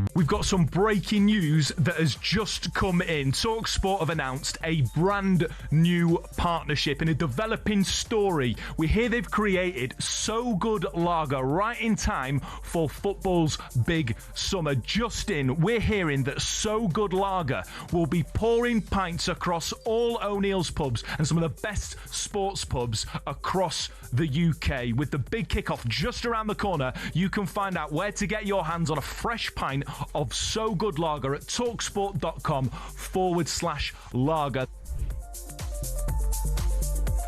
Across the UK, on DAB+, on YouTube, on your mobile, and on your side. This is Talk. Welcome back. Did I miss, by the way? I mean, of course, England tonight. You're all going to leave work early and you're going to drink lots and cheer England on against DR Congo. And all the coverage on our sister station, TalkSport. Fantastic coverage as well, whatever you're doing tonight. Have I missed that? Does anybody... Wimbledon started. Is anybody into that? No. Occasionally. But there's no British players, so it's going to be... Anyway, there you go. I just thought I'd drop it in. Shabana Mahmood. This is brilliant. We just talk, and it's not brilliant, it's appalling. He's rightfully under pressure this morning to close a legal loophole preventing the deportation of a Pakistani grooming gang ringleader, even though a court revoked his British citizenship. This vile human being, Shabir Ahmed, was convicted, ladies and gentlemen, of 30 child rape offences. He was part of that Rochdale grooming gang. But he cannot cannot be thrown out of Britain because of some Immigration Act, an anomaly in 1971. He's out of jail, 73, on Thursday. This man abused 30 he had 30 child rape offences. He's protected from deportation. Look at that piece of... He's protected from deportation by a provision in the Act that exempts Commonwealth citizens who arrived in the UK before 73 for removal. This is where I don't understand politicians. He should be taken from jail in a police van to Dover, handcuffed and put on a boat or put on a plane and deported, the vile piece of crap, out of my country. Chris Phillips is a former senior police officer and ex-head of the National Counter-Terrorism Security. Why do we bother? How can scum like that walk the streets? Good morning, Jeremy. Well, the criminal justice system has, you know, we put our faith in the criminal justice system to protect us and the public. The reason we don't have people rebelling generally is because we believe that justice will come through the courts. This is a man that committed a minimum of 30 rapes, many more, almost certainly. And I mean, people have forgotten the fact that he's going to be out in 14 years. I mean, 14 years is nothing for those. No, he's out on Thursday, mate. He's out on... He's coming out, and the criminal justice system, of which, of course, Shabana Mahmood is a member, has been a lawyer for many years as well before becoming an MP, have let us down. And it's the whole criminal justice system that's in need of complete update, because but I mean, you know what I want to say to you is I completely agree with you, but it needs to be more than that. Somebody in government has to have the common sense to go that vile paedophile on screen should be deported out of this country. Ridiculous. These laws, this is all part of the ECHR, all these ridiculous laws that allow... If I said to you, right, if I said to you on your street, a paedophile who'd raped kids more than 30 times is coming to live back in society, how would you feel? What about the victim here? Why is nobody thinking about her? Them. Well, this is the thing. The victims seem to be put last in all these types of offences. And, of course, the victims will still be living, many of them, in the area that this man will be frequenting. It's just not good enough, and we need legislation that protects the public. I heard you say earlier that in any other country, he would have just been put on a plane and hang the consequences. And I think that's really what we need to do. And I'm sorry, Chris Philp, to come out and say, well, this all needs to be changed. Well, that the Conservatives were in power when this man was put in prison. This is not something that's just happened out of the blue. No, I agree. I completely agree. My problem with it is that we seem so... Well, certainly under Starmer, I don't know what will happen under Zelensky. Sorry, Burnham. The thing about it is, to me, that's so appalling that all the people... And I feel myself getting angry whenever I talk about kids being abused, quite rightly. I have lefties that talk to me and they go, oh, human rights. What about the human rights of those kids whose lives have been completely destroyed forever by this vile paedophile, and they go, oh, you're being unfair because he's Pakistani. In Rochdale, it was Pakistani grooming gangs. I had a senior police officer in the force up there tell me, and I quote, it took us longer to sort it out because we were told not to inflame local tensions. I don't care, I've said it before, Chris, right? I don't care the colour of your skin, I don't care about your religion or your creed or anything. If you think it's OK to rape a child, in my mind, you have no right to be at liberty. And if you've come here illegally and you do something like that, you should be thrown... it's gone. Absolutely gone. We hang around there. Oh, we'll look like Russia. We'll look like Belarus. No, we'll look like a country that favours paedophiles over their victims. That's the truth, isn't it? Well, the point is we have imported a huge number of people who come from a culture, and it's not all of the cultures. No, we mustn't... No, but Chris, I'm not disagreeing with you. I'm on one because I've got six kids. Right. That is not a bloody excuse. I want the people from his country, his religion, his creed, his culture to stand up and say, he's a paedophile, it's wrong, as much as I know it's wrong. Absolutely right. But the culture... there are certain cultures that view this as not being wrong, and they're not entitled to live in a country like the UK or the West, actually. And I do get a bit concerned sometimes when the Asian community generally is mentioned, because this is not an issue for most Asian countries. This is particular types of individuals who see this as being a norm. And in this country, we need to take such a firm stance. That is not the norm in this country. You're not adhering to the laws of this country. Leave this bloody country. That's the truth. Yeah, and exactly that. The legislation in this country needs to be firmly and fairly given out to those people that commit offences. And we need to take stronger action. We need to change legislation, but we have become enthralled in this court system that the courts overrule everything else, that they're there to protect the individual. Well, it's not about individuals necessarily, it's about the public, and we need to protect the public. And I think also that the obsession, as with so much in this country, that, you know, amongst the police, there were problems racially in the 70s and 80s, but we've gone to the point now where you had the Henry Novak case where a white boy had been stabbed by a Sikh gentleman who simply took his turban off and told the police he'd been racially attacked, and they arrested and cuffed a boy who was dying and didn't believe he was being stabbed. It's exactly the same as this, OK? I always listen to people tell me, oh, this won't look good. It doesn't look good to have a paedophile, whatever the colour of their skin, walking free in this country. I want to put the victims in front of people like him. I want him deported. He's a piece of scum who doesn't deserve to be here. Why is that not? That's perfectly simple to me. Perfectly simple. Yeah. Let me go back a couple of stages. In the 70s, there's no doubt that we had a real racism problem within the UK. In the 80s, it was fading a little bit. Now we have a situation where there are more mixed marriages in the UK than probably any other country in the world. Racism, you know, it's easy for me as a white man to say it. Racism is something that is in the past generally. But of course, we've still got the people, the race baiters that want to keep this theory alive that we're all racist, everyone's racist. Therefore, generally, people are scared, and the police are part of that, scared to actually deal with people without fear or favour. And that's just wrong. And we're not a racist nation, but we need to deal with cultures that do not accept a Western way of life. Couldn't agree more. Always great to have you on, my friend. Really, really appreciate it. Chris Phillips, former senior police officer and ex-head of the National Counter-Terrorism Security Force. 24 minutes to 10 o'clock. Hev, good morning. Good morning, Jezza. All this Andy Burnham stuff, oh my God, what a pain in the neck. I mean, the man wasn't even in bloody Westminster, and now everybody's talking. I just wish the media would stop talking about him as if he's a PM. I hope there's a contest, and I hope he loses, and I hope he gets a new pair of glasses that don't have a nose attached to them. Anyway, have a lovely day. Thank you. Bye.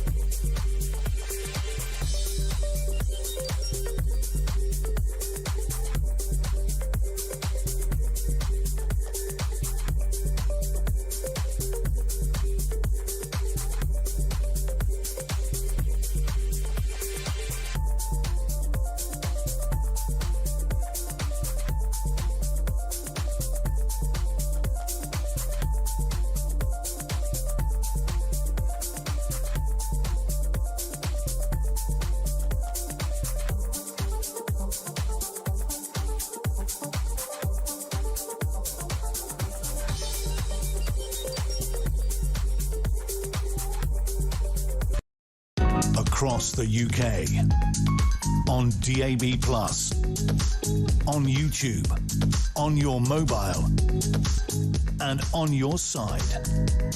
This is Talk. Welcome back. Yeah, Kev sounding great on Drive. He's here from 4 o'clock this afternoon. He sent me a message saying, I haven't seen you for ages. We're like passing ships in the night. The joys of the beginning and the end of the day. 0344 499 1000. We keep going back to Burnham, you know, that sort of vacuous speech on Monday. One of the other things he didn't talk about was anything to do with stopping the boats. We're waiting today for some small boats mid-year figures. Just imagine how that sounds. But since Prime Minister Keir Starmer came into power, illegal migrants, channel migrants, 76,530. 76,000 people have come into this country illegally since Keir Starmer was the Prime Minister. Illegally, 11,821 just in 2026. The 76 figure is more, I keep saying it, than the combined numbers of Army, Air Force and RAF that we have to defend a nation that the Prime Minister won't spend money on. It is utterly disgusting.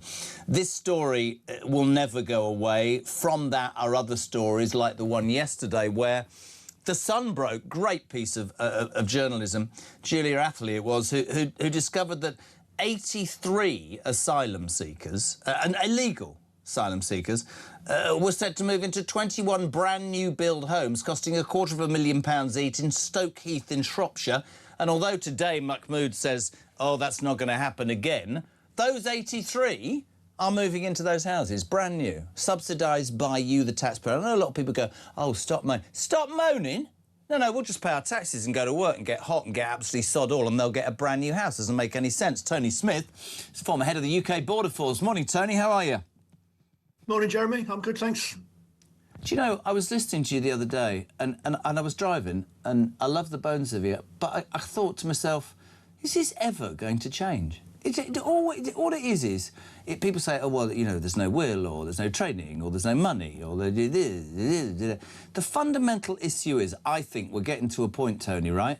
I really think we're getting to the point where people won't accept this much longer. I'm not in any way, never have been, don't condone, you know, peaceful protest, yes. But you can feel the palpable anger and understand it, my friend, right? When 21 250 grand houses are given to 83 illegals, and I've got people listening, OK, listening, saying, and I quote, I can barely afford my mortgage, Jez. It's not right. No, I think that's right, Jeremy. People are, I think, increasingly frustrated about the asylum support system that we have in this country. The current Home Secretary has made a number of announcements recently. We've got another new law coming out this week, the Immigration and Asylum Bill. That will at least attempt to get some money back from asylum seekers, 10,000 per applicant if they get to stay here, to repay some of the costs, but it probably won't, you know, go But what very about far. the ones who, but what about the ones with respect who aren't staying here, and how long will it take them to get jobs to pay back the 10 grand? Why not do what any normal person in Britain thinks, which is rather than making pays for if they stay or... Yeah, and I think the point there is the previous legislation, the one act that has been passed by this government. I did give evidence to Parliament about that one. As you know, Joe, and we spoke about that before, it lifted the removals deterrent. In fact, most of the last Act unpicked the Illegal Migration Act 2023 and the Safety of Rwanda Act. So essentially that was a manifesto commitment by this government. They're going to abolish Rwanda. That means that a lot of those people you're seeing there who make it to the UK actually won't ever be removed because they come from countries that won't take them back, and we don't have a third country removals deterrent. So I have consistently argued that I think that was a mistake, and that although the removals are up, they are removing a lot more people under this government than the last government were. Actually, the numbers coming by small boat are not being detained and removed. Now, they have announced a 40% increase in the detention estate. What we haven't yet seen is a removals deterrent. If we can't send them back to France, we can't send them back to Syria or Afghanistan or some of these other places, then where are they going to go? Why don't we just put them on? Why don't we? It seems they're still going to stay here, aren't they? Well, this Pakistani grooming gang ringleaders, to bring in another story that I was just doing, Shabir Ahmed, right? You'll think I'm nuts. I'd put him on a plane that's flying to Pakistan and be done with it. That's exactly what I would do. And I don't understand. I mean, I remember Rishi Sunak having that meeting with that incredibly tall Albanian Prime Minister and doing a deal. And I think 8,000 prisoners and other people were deported back to Afghanistan. How do we live with an argument that says, well, they're not from our country, so they're not in our country now, so we're not having them back. They're not British. They're coming here for benefits and they're coming here to game the system. Yeah, the difficulty with this case is that he came here a long, long time ago. And I know because I was in the department way back then, showing my age now. So up till 73, pretty well Commonwealth citizens were the same as British citizens. You know, there weren't any immigration controls. It was pretty well free movement up till then. I went on my training course in 73 to learn about all this stuff. But people like that, and we've had all the Windrush stuff since then, remember, Jeremy, people that have been here for that long, under the current legislation, we have not got legal authorities to actually remove. That's what this story's broken. It's because he's been here so long. So, you know, you're going to have to change the law to go right the way back to basics. 50 years now of, you know, people. What is the rule when you've been here that long and you become a bad guy? Are we able to deport you at the moment? No, with this guy, we can't. I think we do need to look at our deportation capabilities, because I'm afraid the problem we've got is that to many of these countries, we can't remove them because there is always some legal reason, a judicial intervention or a legal framework that prevents us from doing that. But how do other that's the problem that countries the last deal with it, government Tony? and this government's How got. do the other countries deal with it? The other countries don't seem to have the issues that we do, or do they? Am I missing the point? No, they do, Jeremy. I mean, I chair conferences all around the world. I'm just back from Lisbon chairing a board of management conference. There are similar issues in other countries as well, right? Because there's a massive legal framework around all of this based on international law, the conventions, you know, UN conventions, European conventions that clash with what governments want to do. So I think we are not alone in this problem, but nonetheless, I think that, you know, this government is trying to do some things around the edges, but unless you detain, you visibly see people coming off those boats going into detention and being sent back. You visibly see people like this, serious criminals, being moved onto aircraft and deported. Then people aren't going to buy it, and I think we therefore do need some kind of a thorough review of our entire immigration legislation, going right the way back to the 70s, because everything's just been bolted on top of the 73 Act, and now you're seeing all these discrepancies creep out. So it does require an awful lot of work to reframe our legislative framework to enable us to deliver what the public expect. Is that, you know, if you are here illegally and you're staying here illegally, then you should not be allowed to do that. And all of the old conventions and legislation that this was all built on no longer apply, do they? Because we live in a different world. And I think that is really at the heart of this. And you will get caught up with various political views from the left and the right about how to go about that. But it does demand that kind of forensic review and analysis of our legal framework in dealing with immigration, both legal and illegal. And I don't think we've gone that far yet under any recent government or any government, going right the way back to the 70s, I'm afraid. Couldn't agree more. Just quickly, are you impressed with Shabana Mahmood, or do you think she's reactionary rather than proactive? I'm impressed with her. I think she's done a lot of things since she took over in the Home Office. I think she's now beginning to run into some political issues in her own parliamentary party. You might know more about that than I do, because some of the things she's suggested is trying to produce a balanced picture in this new bill. I think this will all be reported out, because we're talking now about safe and legal routes, which some people will raise an eyebrow and say, well, why are we bringing people over from safe and legal routes? Well, you haven't sorted out the illegal routes. And I think, you know, there are people in the Labour backbenches that actually come from large immigrant communities that will want more migration and won't like some of these reversals of Article 8 and modern slavery. On the other hand, there are people to the right who are saying, well, actually, we absolutely have to do that because people have had enough, as you said at the top of this interview. So I think that it's going to be interesting to see how she gets on. But I think she's actually, certainly, she's understood the issues around all of this, and she's trying to tackle them. How far she'll be allowed to go, I'm not sure. Be interesting to see if she stays on under Andy Burnham. Seriously, Tony, brilliant as ever. Former head of UK Border Force, Tony Smith, on Talk Breakfast. 12 minutes now, we've got some breaking news for you. The Independent Office for Police Conduct, the IOPC, has just announced, thank God, it's going to investigate the conduct of those 2 Hampshire police officers in the Henry Novak case. We've been calling for this, whether or not, you know, the police are constrained by fears of being called racist. The man complained that he'd been attacked. If you, as a serving police officer, look down on an 18-year-old kid who says, I've been stabbed, sir, and you go, I don't think so, mate, and the kid dies whilst you're handcuffing him, reading his rights, you need to answer those questions. The IOPC has just told us it's investigating the conduct of 2 Hampshire police officers in the Henry Novak case. We'll keep you updated on that. Dan, good morning. Morning, Jez. It's Dan from Kent. Remember the sitcom Bread with Joey Boswell and his mum and family? That's going to be That's got to be the Burnhams, isn't it? Number 10 in the north, sitting around the kitchen table, trying to plan little schemes to tax more people to pay this $5 billion deficit. Seriously, though, I mean, when we're going to get a government that stops focusing on who they can tax more and actually focuses on where our tax money is being spent? What is the point of defence, or lack of defence, if we all hell-bent on stupid projects like net zero or welfare, which is forever going to be going up and up and up? Great show. Thank you, my friend. 10 to 10. We'll talk football in a minute. Chris in Cumbria. Max, you left it. Max Scott from Put Your Fingers in Your Ears. Quite near the mark, this. Just talking about that rape gang leader. He and all those who have committed such crimes against kids should be castrated the minute they're convicted. Somebody wants to talk to me about that. And then the imbalance that causes that goes to the brain and it shows itself. I'd just lock them away on an island forever, never to be seen again. Sorry, Matt's in the Lake District. Sorry, Jez, you don't go far enough. If you rape a child, you deserve the death penalty. Oh, we're getting very deep here, aren't we? Susan says, thanks, Jez. Now I can't get that bloody song. Is there hope in my heart? Am I dreaming, Andy Burnham? No, I'm not. She said, I can't get it out of my head, you bugger. If Meghan walked around London on her own, nobody would recognise her. Well, they would if she was trying to sell jam. Andy Metcalf says, sorry, cabinet meetings on a Monday, Prime Minister's questions on a Wednesday, meeting with the King on Thursdays, and yet old Mr Burnham wants to live in Manchester on a Friday. It's working from home, it's a hard job, don't be so disrespectful. Hello to Jim in Lincolnshire. I wasn't happy in the hell of Starmer's power, but heaven knows I'm miserable now. I was looking for a job, then I found a job, but taxes mean I'm worse off now. It's a new Smith song.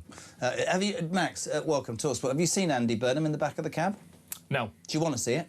Yeah. Max is a northern man. We won't get political with this. This is potentially our new Prime Minister. You ready? Here we go. Here we go. I left the north again, I travelled south again. Well, there's a bit of a Smiths lyric there for you, but I'm back in London. After the speech, pleased with how number 10 North has gone down. You know, what it'll mean in future is that everybody doesn't have to come down here to have a serious conversation with the government. If you think about it, a North Pole to the South Pole, it'll just make the country feel more balanced. I hope you're excited by it. I'm certainly excited by it.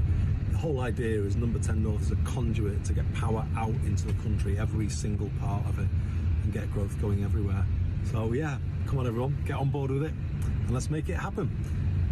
Good growth in every postcode, hope in every heart. That's our mission. We'd never ask you from Talksport to be political, but have you got hope in your heart about tonight's game? Yeah, of course I've got hope in my heart about tonight's game. We're playing against, the DR Congo. I've just been in the loo with Andy Goldstein. That doesn't sound right. The 8 o'clock break where every breakfast was me, Chris Evans and him meet for a piddle. And he said, I can see it now, Jez. We'll be 1-0 down in the 82nd minute. We'll score and then we'll lose on penalties. Well, I mean, everyone's an oracle in this game. We can all predict a scoreline with a certain amount of confidence and make people convinced of that.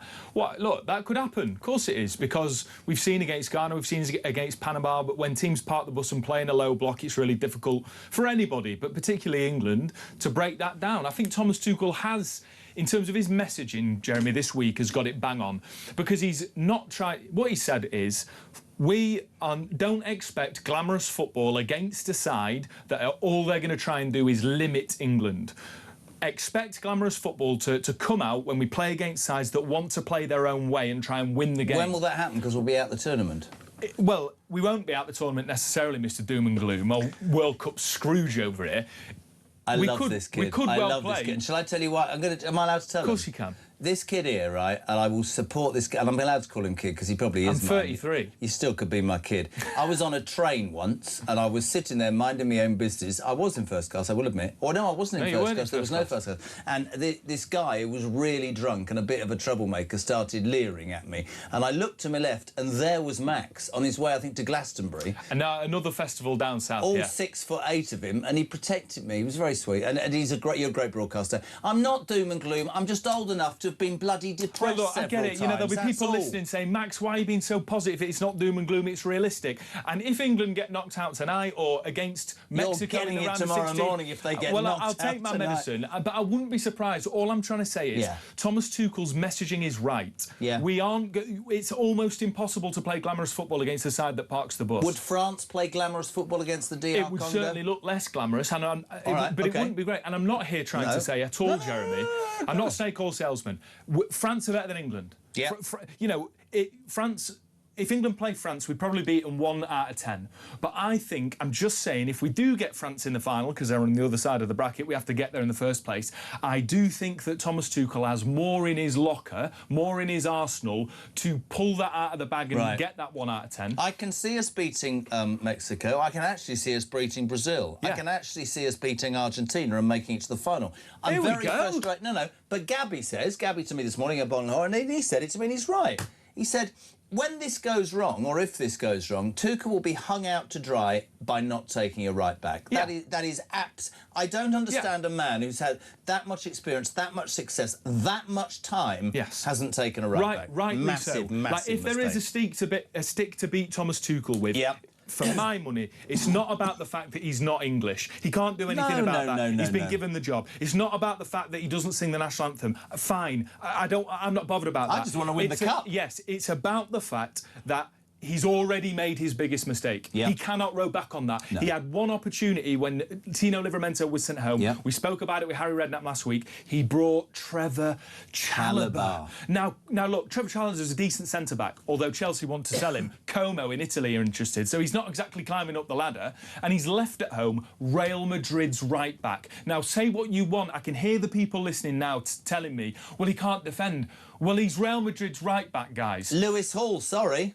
Absolutely about to go to a big... I mean, is there a bigger club than Newcastle? You know what I mean. Lewis Hall locked up Lamine Yamal in the first leg of their Champions League knockout game. Lamine Yamal didn't beat him once. No. I'd rather have him at right-back than Trevor Chalobah or an injured Reece James or an injured Jarell Quansah. And you can hear the verve in my voice. Because I expect, Jeremy, and I know I've been Mr. Positive and Mr. Vibesman, I expect this will be... We are having England's post-mortem conversation before they've been knocked out. How have I with this kid? You've gone from me being negative to calling me a miserable git. Now you're negative and I'm feeling better. Anyway, either way, he'll be back tomorrow morning with Harry Redknapp. Give me a score. A score prediction. We've got 30 seconds. 2-1. England will concede first, but win 2-1 in full time, in 90 minutes. I think England are going to win 3-0, and it will be the easiest game and will be absolute. How the hell's that happened? I was depressed 4 minutes ago. What the hell's happened? Max, you're a legend. Of course, our sister station TalkSport with all the action tonight. Good luck to England. Stand by. Julia Hartley Brewer is here from 10 0344 499 1000. Julia after the news at 10. I'll see you back here tomorrow morning if I make it at 10 a.m. Have a good day. Ta-ra.